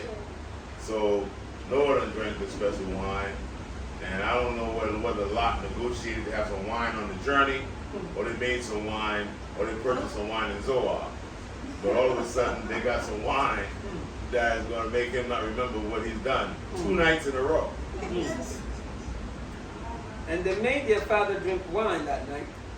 And the firstborn went in and laid with her father. and he perceived not when she lay down, nor when she arose. And it came to pass on the morrow that the firstborn said unto the younger, Behold, I laid yesternight with my father. Let us make him drink wine this night also, and go thou in, and lie with him, that we may preserve seed of our father. And they made their father drink wine that night also. And the younger arose and lay with him, and he perceived not when she lay down, nor when she arose. Thus were both the daughters of Lot with child by their father. And the firstborn bare a son, and called his name Moab. The same is the father of the Moabites unto this day. And the younger also bare a son, and called his name Ben-Amin.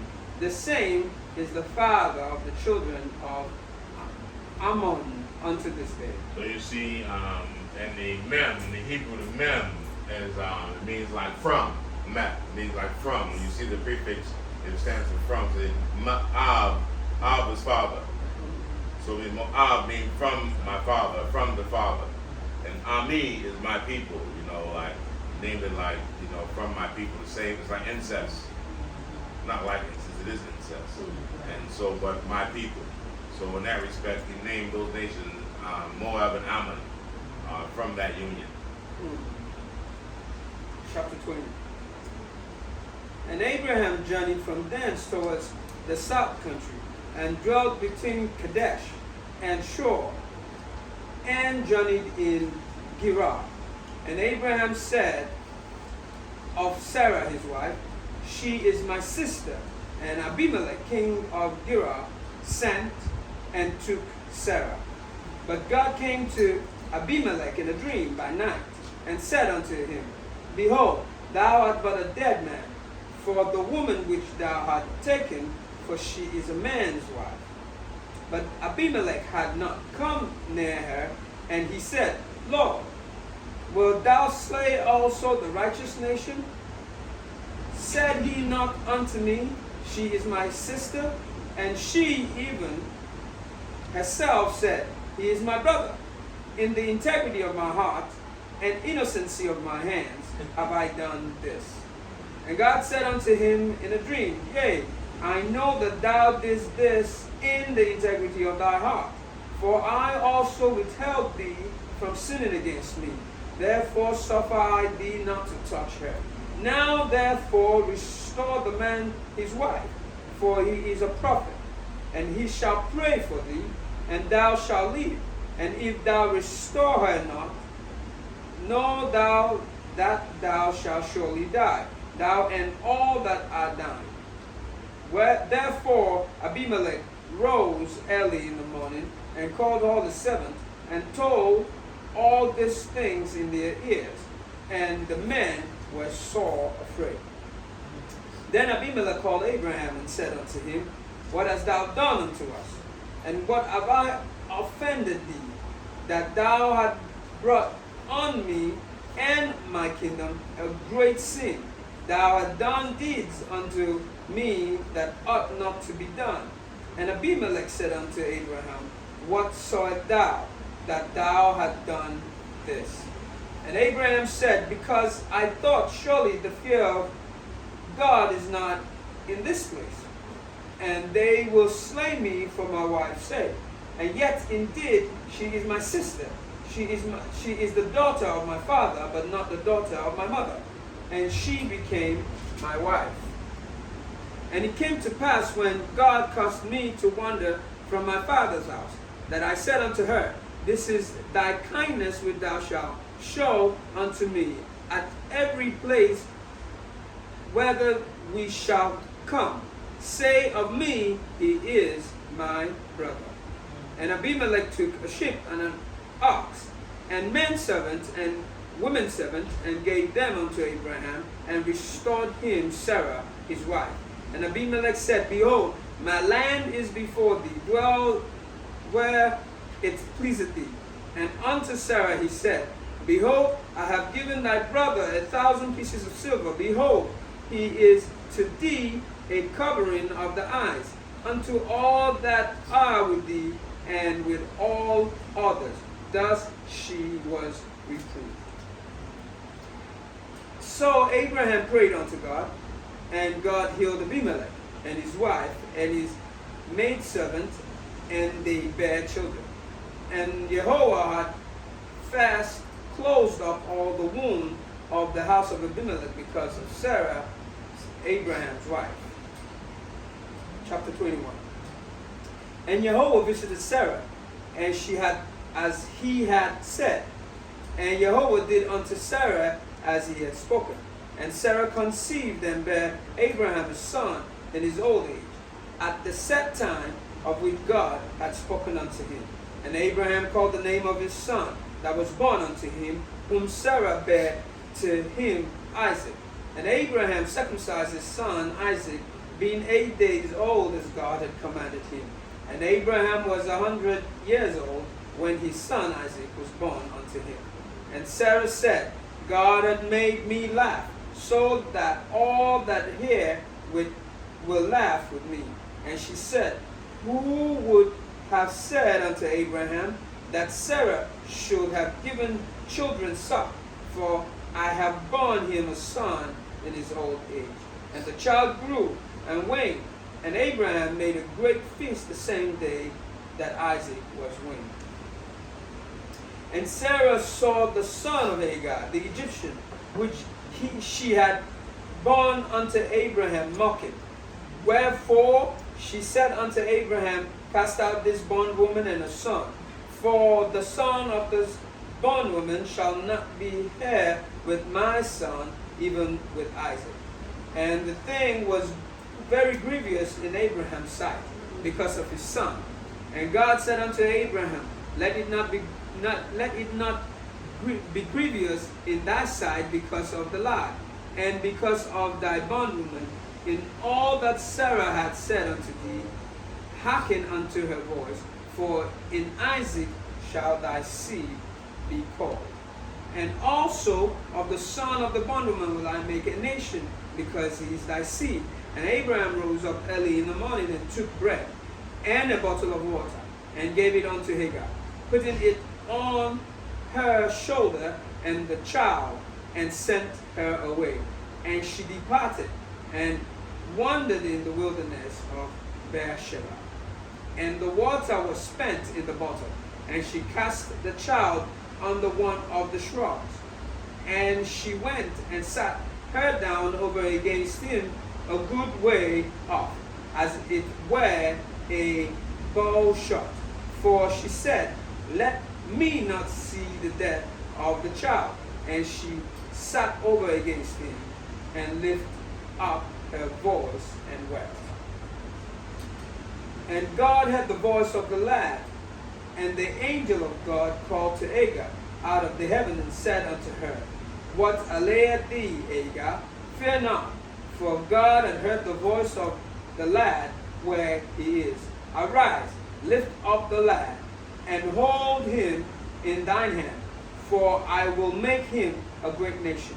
And God opened her eyes, and she saw a well of water, and she went and filled the bottle with water, and gave the lad to drink.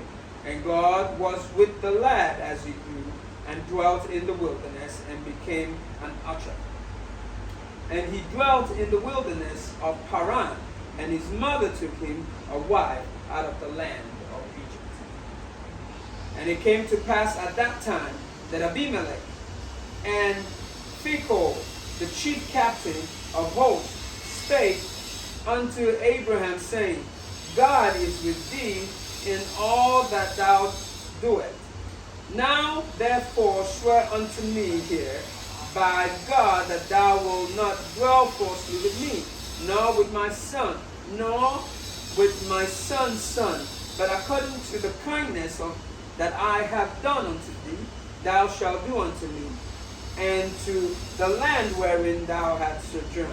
And Abraham said, I will swear.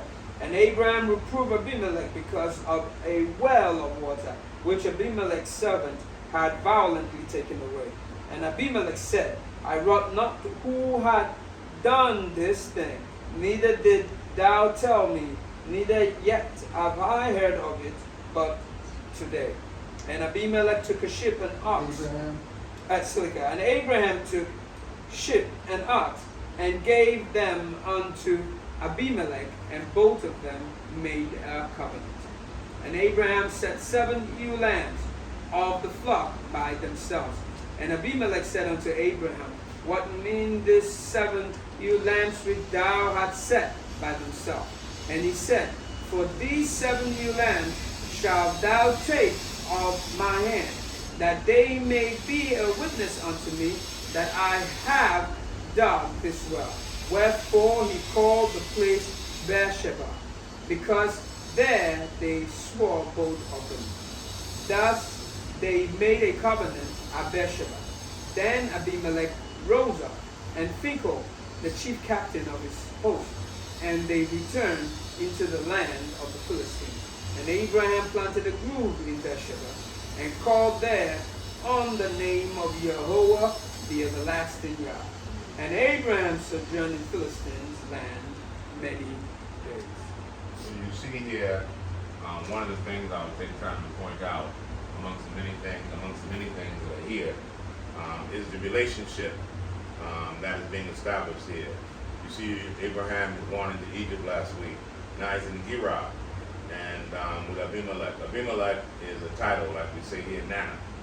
You know, so you have many Nanas around. Abi is father, Melech is king. So the father king of the land, the nation there. So you have the Kemetic-Shemitic relationship is what I'm saying. Here you have Hagar with her son having water there, and when they were rescued and the prophecy still coming true, she went to get a wife for her son from her people, meaning Egyptians. So you see the Hebrew Shemitic and you see the Egyptian Kemetic mixture, Shemim and Kem, Shemitic Kemetic mixture. The stranger was Japheth. So you had this intermingling that went on throughout the history. You see pointed out again today, still the relationship there, because that would be the land that will become Israel, the land of Canaan. So you have that natural mixture of the Kemetic, Shemitic people. So this whole argument, going on right now between Shemitic being translated into Semitic, being translated into Jewish, being translated into Magnus, has to be brought back to its roots to be properly defined. Sometimes, we have a common saying, our grandparents used to love to say that, confusion, devil likes confusion. Well, because, a lot of stuff goes on in this confusion. There are people who are vested in not making it clear, not clearing out the smoke. Because people like smoke-filled rooms and smoke mirrors, so they can operate, so you be trying to discover what is the reflection and what is the real image. So it's a comfortable atmosphere for some people to remain in confusion and to try to confuse the whole world. There's no reason for it. It's a very clear, simple subject matter. So the relationships you see here is a relationship between the Shemitic and Kemetic nations and what God is doing and building the foundation for the emergence of the nation of Israel. This is just the beginning seed that will start to build the nation of Israel. We still got to go through Isaac. We still got to go through Yaakov. And then we got to go through his 12 sons, all their wives. All this is getting ready to build up what will make up the nation of Israel.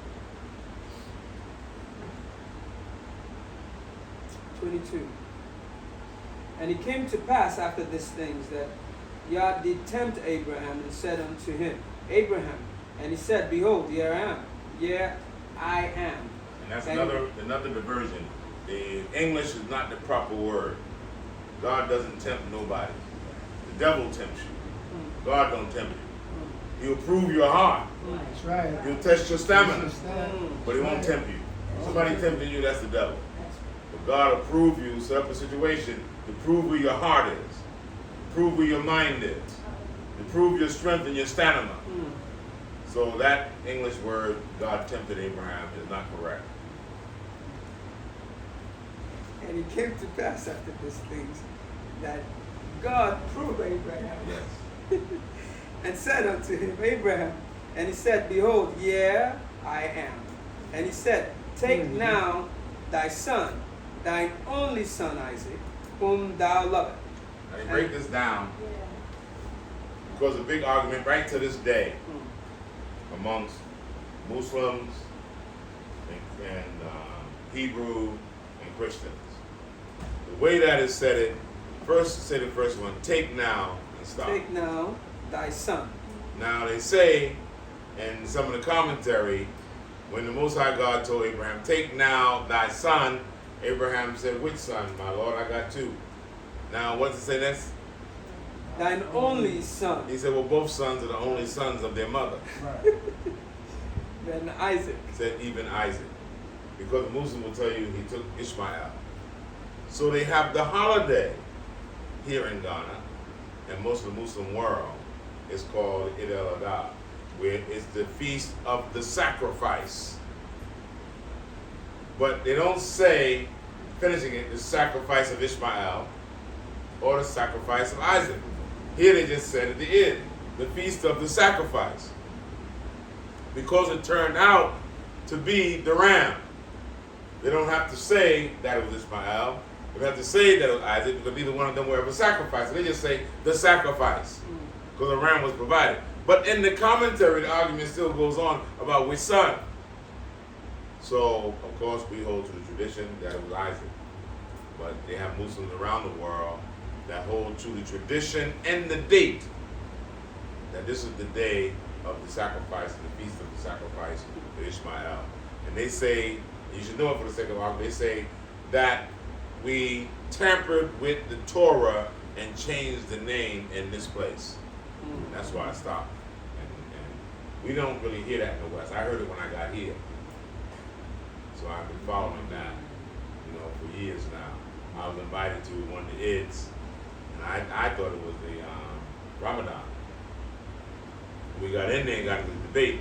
It's because my very good friend of ours used to be African American sister here, named Sister Kanaya. She was here last year, some of you met her.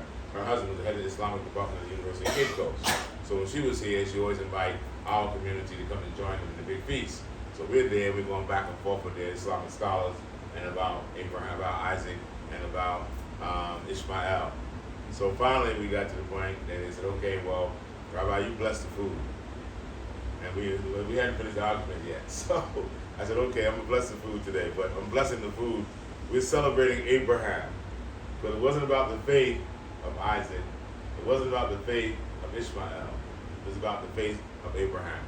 So since Abraham was the one being proved and tested, I'm blessing the food in the name of Abraham. We'll finish with the argument about Ishmael and Isaac later. So that's how we got peace that day. That was all about proving Abraham's faith. Abraham the father. Both sons have only been obedient unto the father, no matter which one it was, they showed obedience. So we still stick with our Isaac, they still stick with Ishmael. And he said, Take now thy son, thy only son Isaac, whom thou lovest, and get thee into the land of Moriah, and offer him there for a burnt offering. It's a land. That's the land of Mount Moriah. Yeah, Mount Moriah. And offer him there for a burnt offering upon one of the mountains which I will tell thee of. And Abraham rose up early in the morning and saddled his ass, and took two of his young men with him, and Isaac his son, and clipped the wood for the burnt offering, and rose up, and went up the place, went unto the place of which God had told him. Then on the third day Abraham lifted up his eyes, and saw the place afar off. And Abraham said unto his young man, Abide ye here with the ass, for I and the lad will go yonder and worship, and come again to you. And Abraham took the wood of the burnt offering, and laid it upon Isaac his son. And he took the fire in his hand, and a knife, and they went both of them together. And Isaac spake unto Abraham his father, and said, My father. And he said, Here am I, my son.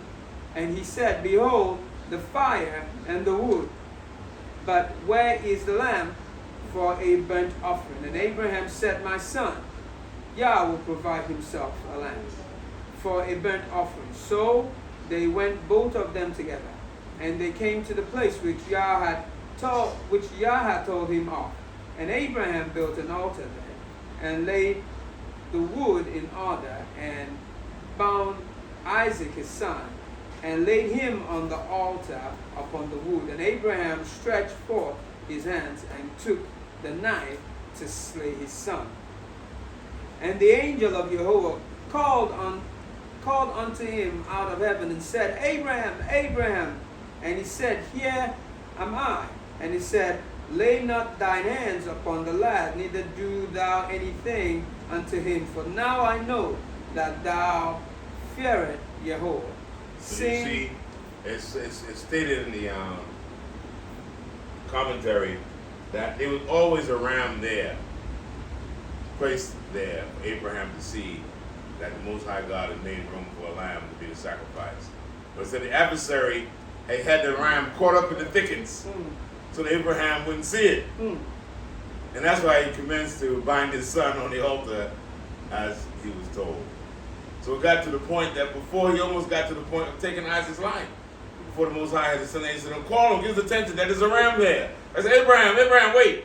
There's a ram in the thicket there. But the thicket was how the adversary had held up the blessings. That's how it happened with many of us. You ask God for something. You pray to the Most High for something. You make petition, and the Most High answers you. But the adversary is right there to hold up your blessing. And sometimes without that patience, believing that God will deliver it, you get impatient, you do something rash in the absence of not seeing that God wasn't fast enough for you. But the blessing was there. And the ram didn't appear out of nowhere. It was there all along. But the adversary had that ram caught up in a thicket, and he couldn't get out, so he couldn't be around to offer Abraham and say, oh, there's a ram here. And then God provided a ram, a miracle. So in that respect, the angel had to let Abraham know, no, Abraham, don't do it. Most High sees your heart. There's a ram there. Offer that ram in the place of your son.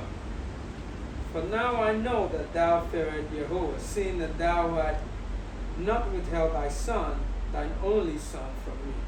And Abraham lifted up his eyes and looked, and behold, behind him a ram caught in the thicket by his arms. And Abraham went and took the ram, and offered him up for a burnt offering in the stead of his son. And Abraham called the name of the place Yahweh Yireh, as it is said, to this day, in the mount of Yahweh it shall be seen. And the angel of Yahweh called unto Abraham out of heaven the second time, and said, By myself have I sworn, said Yahweh, for because thou hast done this thing, and had not withheld thy son, thine only son, that in blessing I will bless thee, and in multiplying I will multiply thy seed as the star of the heavens, and as the sand which is upon the seashore, and thy seed shall possess the gates of his enemies. And in thy seed shall all the nations of the earth be blessed, because thou hast obeyed my voice.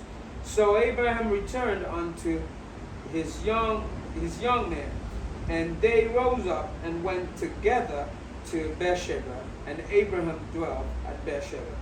And it came to pass after these things that it was told Abraham, saying, Behold, Milcah, she had also borne children unto thy brother Nahor,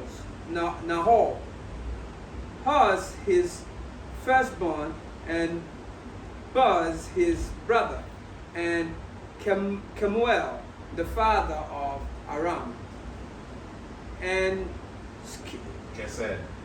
Gesed the Hazor, and Fildash, and Jidlaph, and Bethuel. And Bethuel begat Rebekah. This eight Milcah did bear to Nahor, Abraham's brother. And his concubine, whose name was Rumah, She bare also Tibah and Gaham, and Thahash, and Mahakah. Mahakah. Is that? That's it. That's it. May Yahweh bless the reading of His word. May go to and fro the four corners of the universe. May He hew down the towers of lawlessness and demolish the wall of wickedness until the returns to His make our wish to. Amen. Questions, suggestions, ideas, concepts are welcome. Go on. So in the beginning we were talking about how that we shouldn't work at the peak of the sun, because the Most High, it would just basically hurt us. And it's just like, it makes a lot of sense. And it can be more organized in the Western because they tell us when to go on break. They tell us when to have lunch and when we can do certain things. But here, my workers kind of set their own tone. Like, we got a goal for the day. And Yes. so they will get that goal done whether they start at 7 or 8. They will take a break when they're hungry. They will eat along the way. But under no circumstances can I get them to stop work at 12 to 2. They will just not, they don't look at it as being too hot. And so I don't want to be out of order now that I know what I know and working them through the sun. So how do I... It's just the balance. It's not like you're breaking a law by them working through the day. It's just wisdom. Okay. So in the wisdom, you apply it, as you can to work for you when it best works for you that way. But it's not like you're breaking a law to be working at 1 o'clock or 2 o'clock at the high noon. It's just like it's wise to get the heavier work done before the height of that sun. Then let the height of that sun dictate that it's a slow down time before you go finish it back up when that sun has gotten to be less intense. So it's the wisdom in that. That's why I said, even with you and your body, when that sun is up there, it's like you get more tired and you get lazier and it's harder to really get things done at that hour. I talked about it the last time, like the hours versus the sun. But it's all entwined together. So don't stress yourself out that they got a break. But you know that if it's slowed down during that period, it's a wiser choice not to be pushing them during that period. If they don't want to stop, they don't want to stop. Yeah, I've even brought them lunch a lot of times. And they'll like eat while making the cement. I'm like, you can stop and eat your food. They'll have a shovel in the hand and an egg in the other hand. So it's just kind of like normal to them. But my other question is, you know how Lot didn't want to go to the mountain because he just kept on questioning the spirit even though he knew what was right? It kind of remind me of the Israelites in America, how they'll just preach all over the corners and all over YouTube, like, come out of her, my people, but they won't come out of her. Or they'll be saying, like, leave, but then they won't leave. And so I have so many Israelites that know the word, but they won't leave America. And their thing is, he will hide me, which is true. But it's like, if he's telling you to leave... Don't be so quick to say that's true.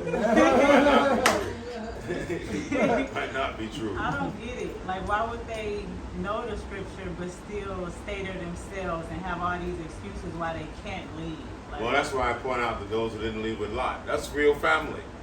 That's real people there. And they feel really, they're home, what they were used to. And we get attached to things. It said, though Israel be as the sand of the seashore for multitude, only a remnant shall be saved. Everybody ain't going to be saved. Everybody not going to hear that word. We hear that 600,000 men above 20 left Egypt. But we don't hear how many stayed. We don't hear how many stayed in Egypt and didn't, come out with Moses. So I said that a few times, being invited back in the congregations that I was down. Don't forget down at Koshar Reed in the Bronx. And everybody was, feeling good, fired everybody up. And when I got them right there where I wanted them, I said, yeah, and some of you all been here talking about America's going down, America's burning. What fools would be fanning the flyers on a boat that's burning up and you ain't even got a life jacket on? You be thinking that you would have a lifeboat and you were rowing away and say, burn, baby, burn. But you can't be on the boat talking about burn, baby, burn, and you on it. I mean, what kind of wisdom is that? You know, so, you know, you got to get your, you know, your priorities straight. You're supposed to be praying, I hope America don't fall today. Let it be tomorrow when I get out the bed tonight. But don't be sitting up there talking about it's falling, it's on fire, and it's crumbling, and you still there. Like you don't know the prophecy. So, in that respect, you know, it doesn't make sense. And it only, those are the things that let me know that we're Israelites. Right, hard. Absolutely, absolutely. I said, when I got into this in my eyes, I said, this has got to be us. That's us.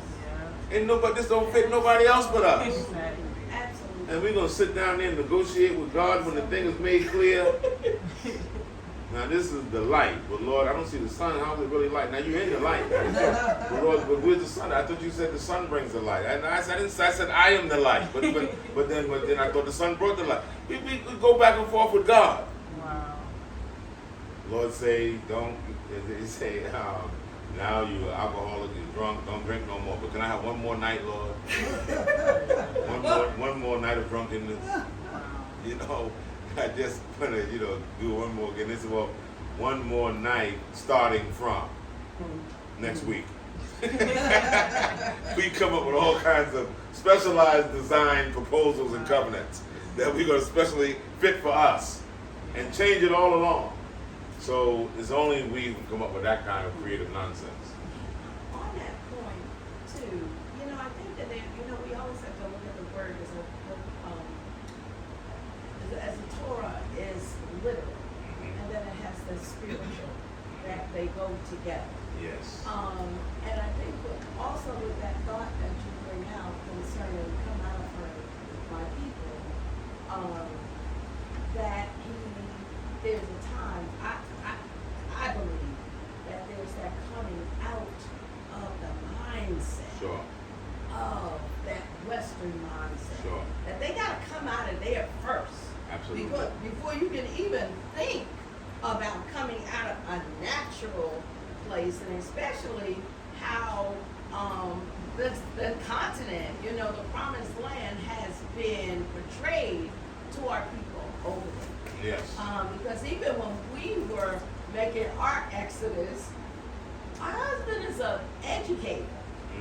And educated black teachers asked him, where are y'all going to live? No, that sounds like normal. Yeah. Where are y'all going? I said, you should have just told her, I found a really nice little cave for me. I'm like, for real? Yeah. Yes. For real? Like, Yes. what are you And going they to were eat? serious. Very. And what are you going to eat? And they did. You're so brave moving over. I'm like, no, we're brave living here. We're not killing us. Absolutely. We can't even drive down the street in our cars or walk down the street. Right. You know, so the thing of it is them coming out of here. Exactly Come out of true. here. Come out of there, out of her, my people here. And that if they get to that place, then those of us who have been awakened to where truly the promised land is and we're being called out naturally, then we can help to be there, to call them out to them and to draw them out is in, you know, the understanding of, you know, Ezekiel 37 where he says he's going to take those dry two bones, sticks and the dry bones, Yes. exactly, and that but we've got to speak and prophesy. But first, when they stand up, they're dry bones. And they say what? Yeah. We are very dry. Very dry. We have no breath. We don't have any life. We're dry. Yes. We can't Yes. do it. And then he says, Ezekiel, prophesy to them. Call to the four winds that thus says the Master Yah to breathe into them and make them alive. And that was the last thing. So they had to come together and That's it. reunite even That's it. before he said, and now blow into them There you that go. they can live. Absolutely. So they wasn't even alive when they were coming together. Come on. When they came together, then the Most High said, now call the four winds together Hallelujah. and blow the breath of life in them, that my spirit might be in them. Okay. So all of that is a good explanation, a good commentary to that, because it is a mental exercise first of coming out of her. That because if that doesn't happen, you end up as Lot's wife. Exactly. Looking back, There you go. I wonder if it's going to really be destroyed. There you go. You know, I wonder, you know, boy, I'm going to miss you. Because, you know, you sit around the table, you know, everybody gets, boy, I wish I had some Baskin Robbins. Right. Boy, I wish I had some here, just some more of that, you know, nice old fried this and that. It's like people, you know, it made its way into the Torah. We remember the cucumbers and the garlic and the fried fish. It made its way into Torah, the kind of conversation we was having about what we was missing. Wow. And so it's the same thing. And so that mind, that mental mind, has to come out first in order for your body to be able to follow. But it's real. It's very real. Very real. I have people ask you, what are you going to eat out of? Do they have forks and knives over there? Do they have plates? Yeah. Like, what, have you lost your mind? Really? Really? Even in America, the best of the forks and knives and plates is called China, because that's where the white man saw it at. They didn't have no forks and knives in Europe, but they don't think about that. And the worst of it, we getting shot in our bed while sleeping. Thank Maybe you. getting shot in school while studying. Absolutely. You're getting shot for going to the grocery store, buying some candy Absolutely. and potato chips. Driving in your car. Driving in your car, shot through the walls of your house, watching TV in the living room, and you say, "Are we safe over here?" Right. Right. Nobody prosecuted, nobody guilty, That part. and we still got faith in the place that you're gonna be protected somehow. We got more people of your kind locked up in jails than were in slavery at the time of the Emancipation Proclamation. You got babies and baby mamas visiting fathers and husbands and boyfriends at the jail on weekend visits. Making more babies in jail. Yes, You know what that conception means? We have even lost the art of conception. When the last time a brother and sister sat down together and calculated when you wanted your child to be born, so you calculated the night you should have sex? You know, that was an art. We used to do that. That we gotta have sex this evening because for the baby to be born in 9 months from now, we gotta produce that. We made babies according to calculation. Not because, you know, you had got high that night or felt something that night and all that and chased down, got something and you got surprised. You know something? I didn't get my period. Oh my God, okay. Well. So you done started out wrong. We forgot how to create. How to create new worlds. How to create what we want. How to make it. Because children come, that sperm come from here, Mount Hermon, before it comes down that Kundalini spine. So even the conception at the time, how to conceive, how to make what you want. We forgot that we know how to make, how to create.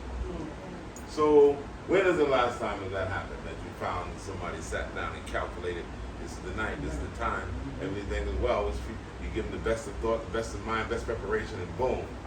9 months later, you got something that you created 9 months before. So we just, like the animals, you just mate, you jump on something, something happened. You all trying to figure out what happened. The sonogram don't tell you nothing. You can look at the sonogram. It's a boy, because you saw what? It's a girl, because you didn't see what? But we remade our worlds up all over again. So just like I said, somebody told us the new day is at midnight when you sleep. You didn't see the new day come in. Can you imagine not seeing a new day come in? When the new day come in, when the sun rise, the day left at sunset. Somebody convinced us it both happened at 12 midnight.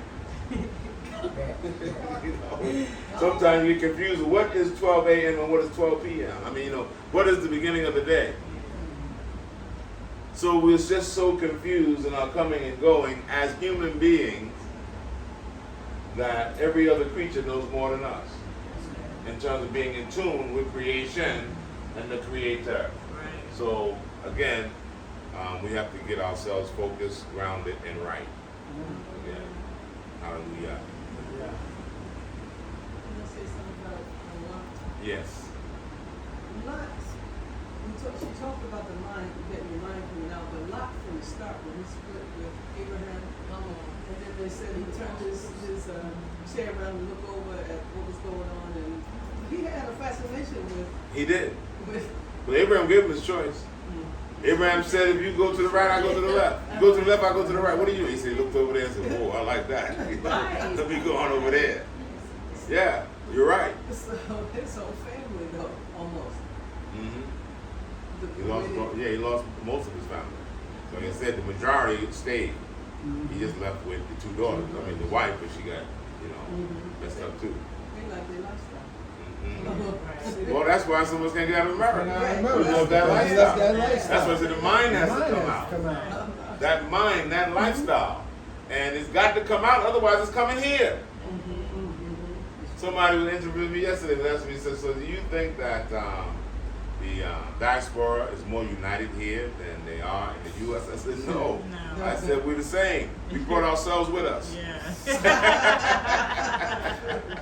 I said, we didn't pack that in the suitcase. It was already in our mind and heart. Right. So that came with us, not in the suitcase. Right. So we brought ourselves with us. So we are just confused here as we were there. Yeah. But we didn't have to go to no workshops to get rid of that confusion. We just got on the plane. Want to bring up also Lot and Abraham. Lot, the nephew. What we see is two righteous men. Abraham, righteous. Lot, he was also righteous, Yes. as it is written. Yes. But we see Abraham being righteous and obedient, whereas Lot was righteous and selfish. And Yah is showing us the difference between the two hearts. So it starts here. You go to the right, I'll go to the left. And him picking what he thought was the best, I'll take that for myself. Right. So it was the selfish heart and nature that was coming out, Yes. which plays out against him in his daughters Yes. later on. But as we see the third day being manifested here, third day creation, again, every plant seed after its kind. So on the third day, when he took the water, created, took the water from dry land, up came from the dry land was vegetation, of which we have here with us still to this very day. As a witness to the third day creation, we eat from the ground. We're planted, die, everything. So with Lot being a righteous man, we see the question being asked, who made him a judge? And he's come in, his tent pitched toward it, now he's over in it. And all of this is playing out. But there's a beautiful timeline that's being played out in this. This is one of the things that Yah has said, that he tells us the end from the very beginning. And so what's being played out here is a beautiful timeline with 50, 45, and he keeps dropping all the way down to 10. And so by the time he gets to that 10 always reminds me of the 10 lost tribes. It's connected to the nations, where the 10 would be out in the nations, and he's saying, come out of her, my people. So you have the Assyrian captivity, where the northern kingdom was driven out, enslaved, and have never returned back to the homeland. But Judah was able to go back only as a remnant, so that there is representation in the land from time to time. So the point of this, and I'll close out, the point is that as Lot, his nature was being played out. Now before his seed, his children, we can't really dismiss the daughters or even what he said about the daughters. I have two righteous, not righteous, but I have two daughters who have never known men. Yes. Do to them what you will.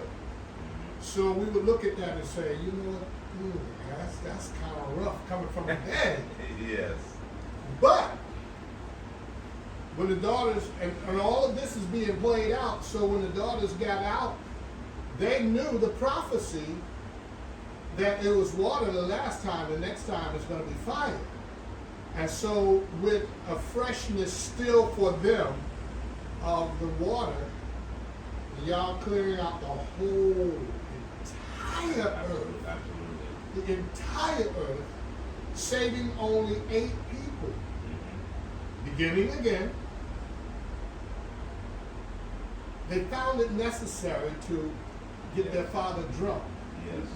and to preserve their father's seed. Well-intentioned as it is, it was still a mistake.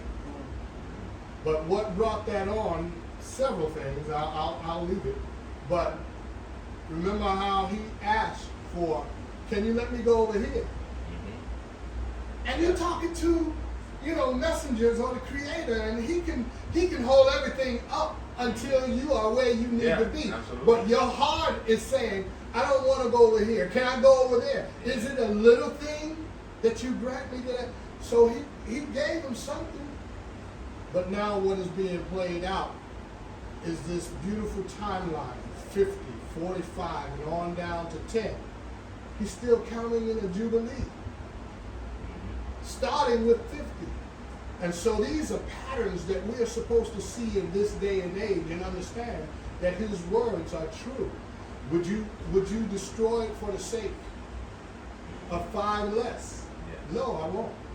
And as you said, he's getting it all the way down to that bottom 10. Yes. I won't destroy it. Yes. But he couldn't find even 10. Fine. Couldn't find 10. And he destroyed 5 cities. Yes. And so, last point, and I'm done. Look how in chapter 19, verse 6, Abraham, he spoke with all 3 men. Yes. 2 went on, One. Yes. and 1 stayed. Shall I tell him what we're about to do? Abraham fed them bread and milk, right? And so as he fed them bread and milk, by the time we get to chapter 20 in verse 3, now this bread is unleavened Yes. bread. Absolutely. So there's a pattern here of Passover and unleavened bread Yes. because of one day. So with Passover, you eat it with unleavened bread, but there's no talk about unleavened bread. Absolutely. But then the next evening, it is talk about baking unleavened bread That's right. and seeing the righteousness of his offering, just as Abraham did. Stopping there. Yes. Excellent. You know, I would like to add a little to what something you said. But I look at the two men. Abraham, the elder, Lot is not.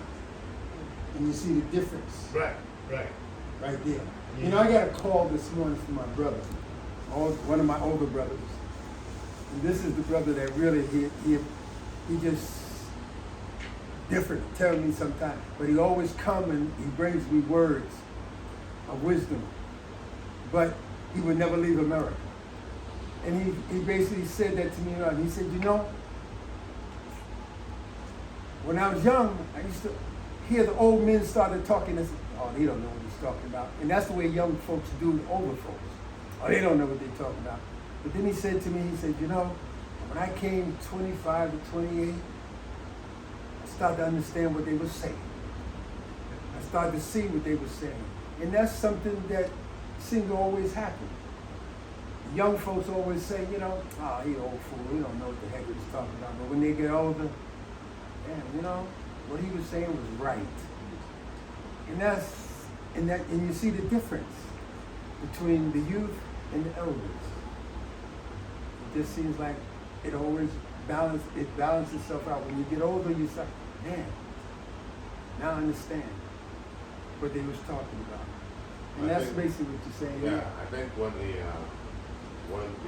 another aspect of the wisdom that you express, Lot's selfishness, although he's a righteous man.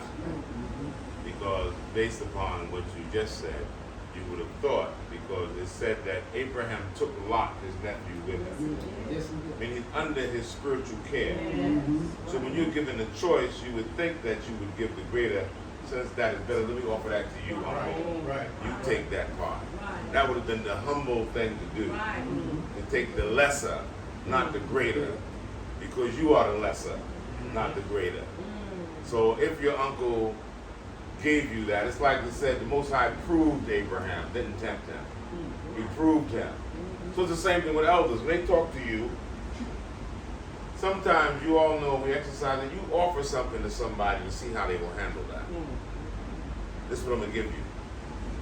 But you really want to see how they are responsible to what you just put into their corner. Yeah. So Abraham said, let it be your choice. Whatever you choose, I'll go along with. Now, when an elder does that to you, he really wants to see the measure of your character. Right. Will you say, no, I can't. This, you take this, because you are so and so and so, and you deserve to have the better. They say, okay, you're a very discerning person. I know I can give you anything. I can trust you, because you have a right spirit. But when you take and say, oh, thank you. Oh, I'm glad you said that, because I have my eye on that one over there. I got that. You say, okay, for me, I trust in God, so it's going to work out better. But I see where your heart is, that you're for yourself. And that's what I meant by also earlier today when I was saying how sweet it is for a gift when somebody gives you something that you needed and you didn't know how to ask for it, and they saw you needed it and you give it for that, not because you said they should ask me. That makes it even better. So it's like, if you are a righteous person, what is for you is going to work out for you anyway. It's just like Jacob did to Laban, right? You take all the spotted, or you take all the full colored, all the white sheep you have, all the black sheep. I just take the spotted, and the freckle. And they thought it was a good deal. Oh, this fool, you gave me the lion's share, okay? And all of a sudden, as the time turned, and Jacob started getting blessed, and Jacob said, wait a minute now, look at all those sheep he got. He said, nobody in the beginning when we were dividing them up, you had the better deal. And now you're seeing that the Most High is with me, because if we swiped it around, it would have been the same thing. God, if God is with you to bless you, He's going to bless you. And what's yours is yours. And nobody can take it. Yeah, and you don't want what somebody else is, but you won't be able to handle it.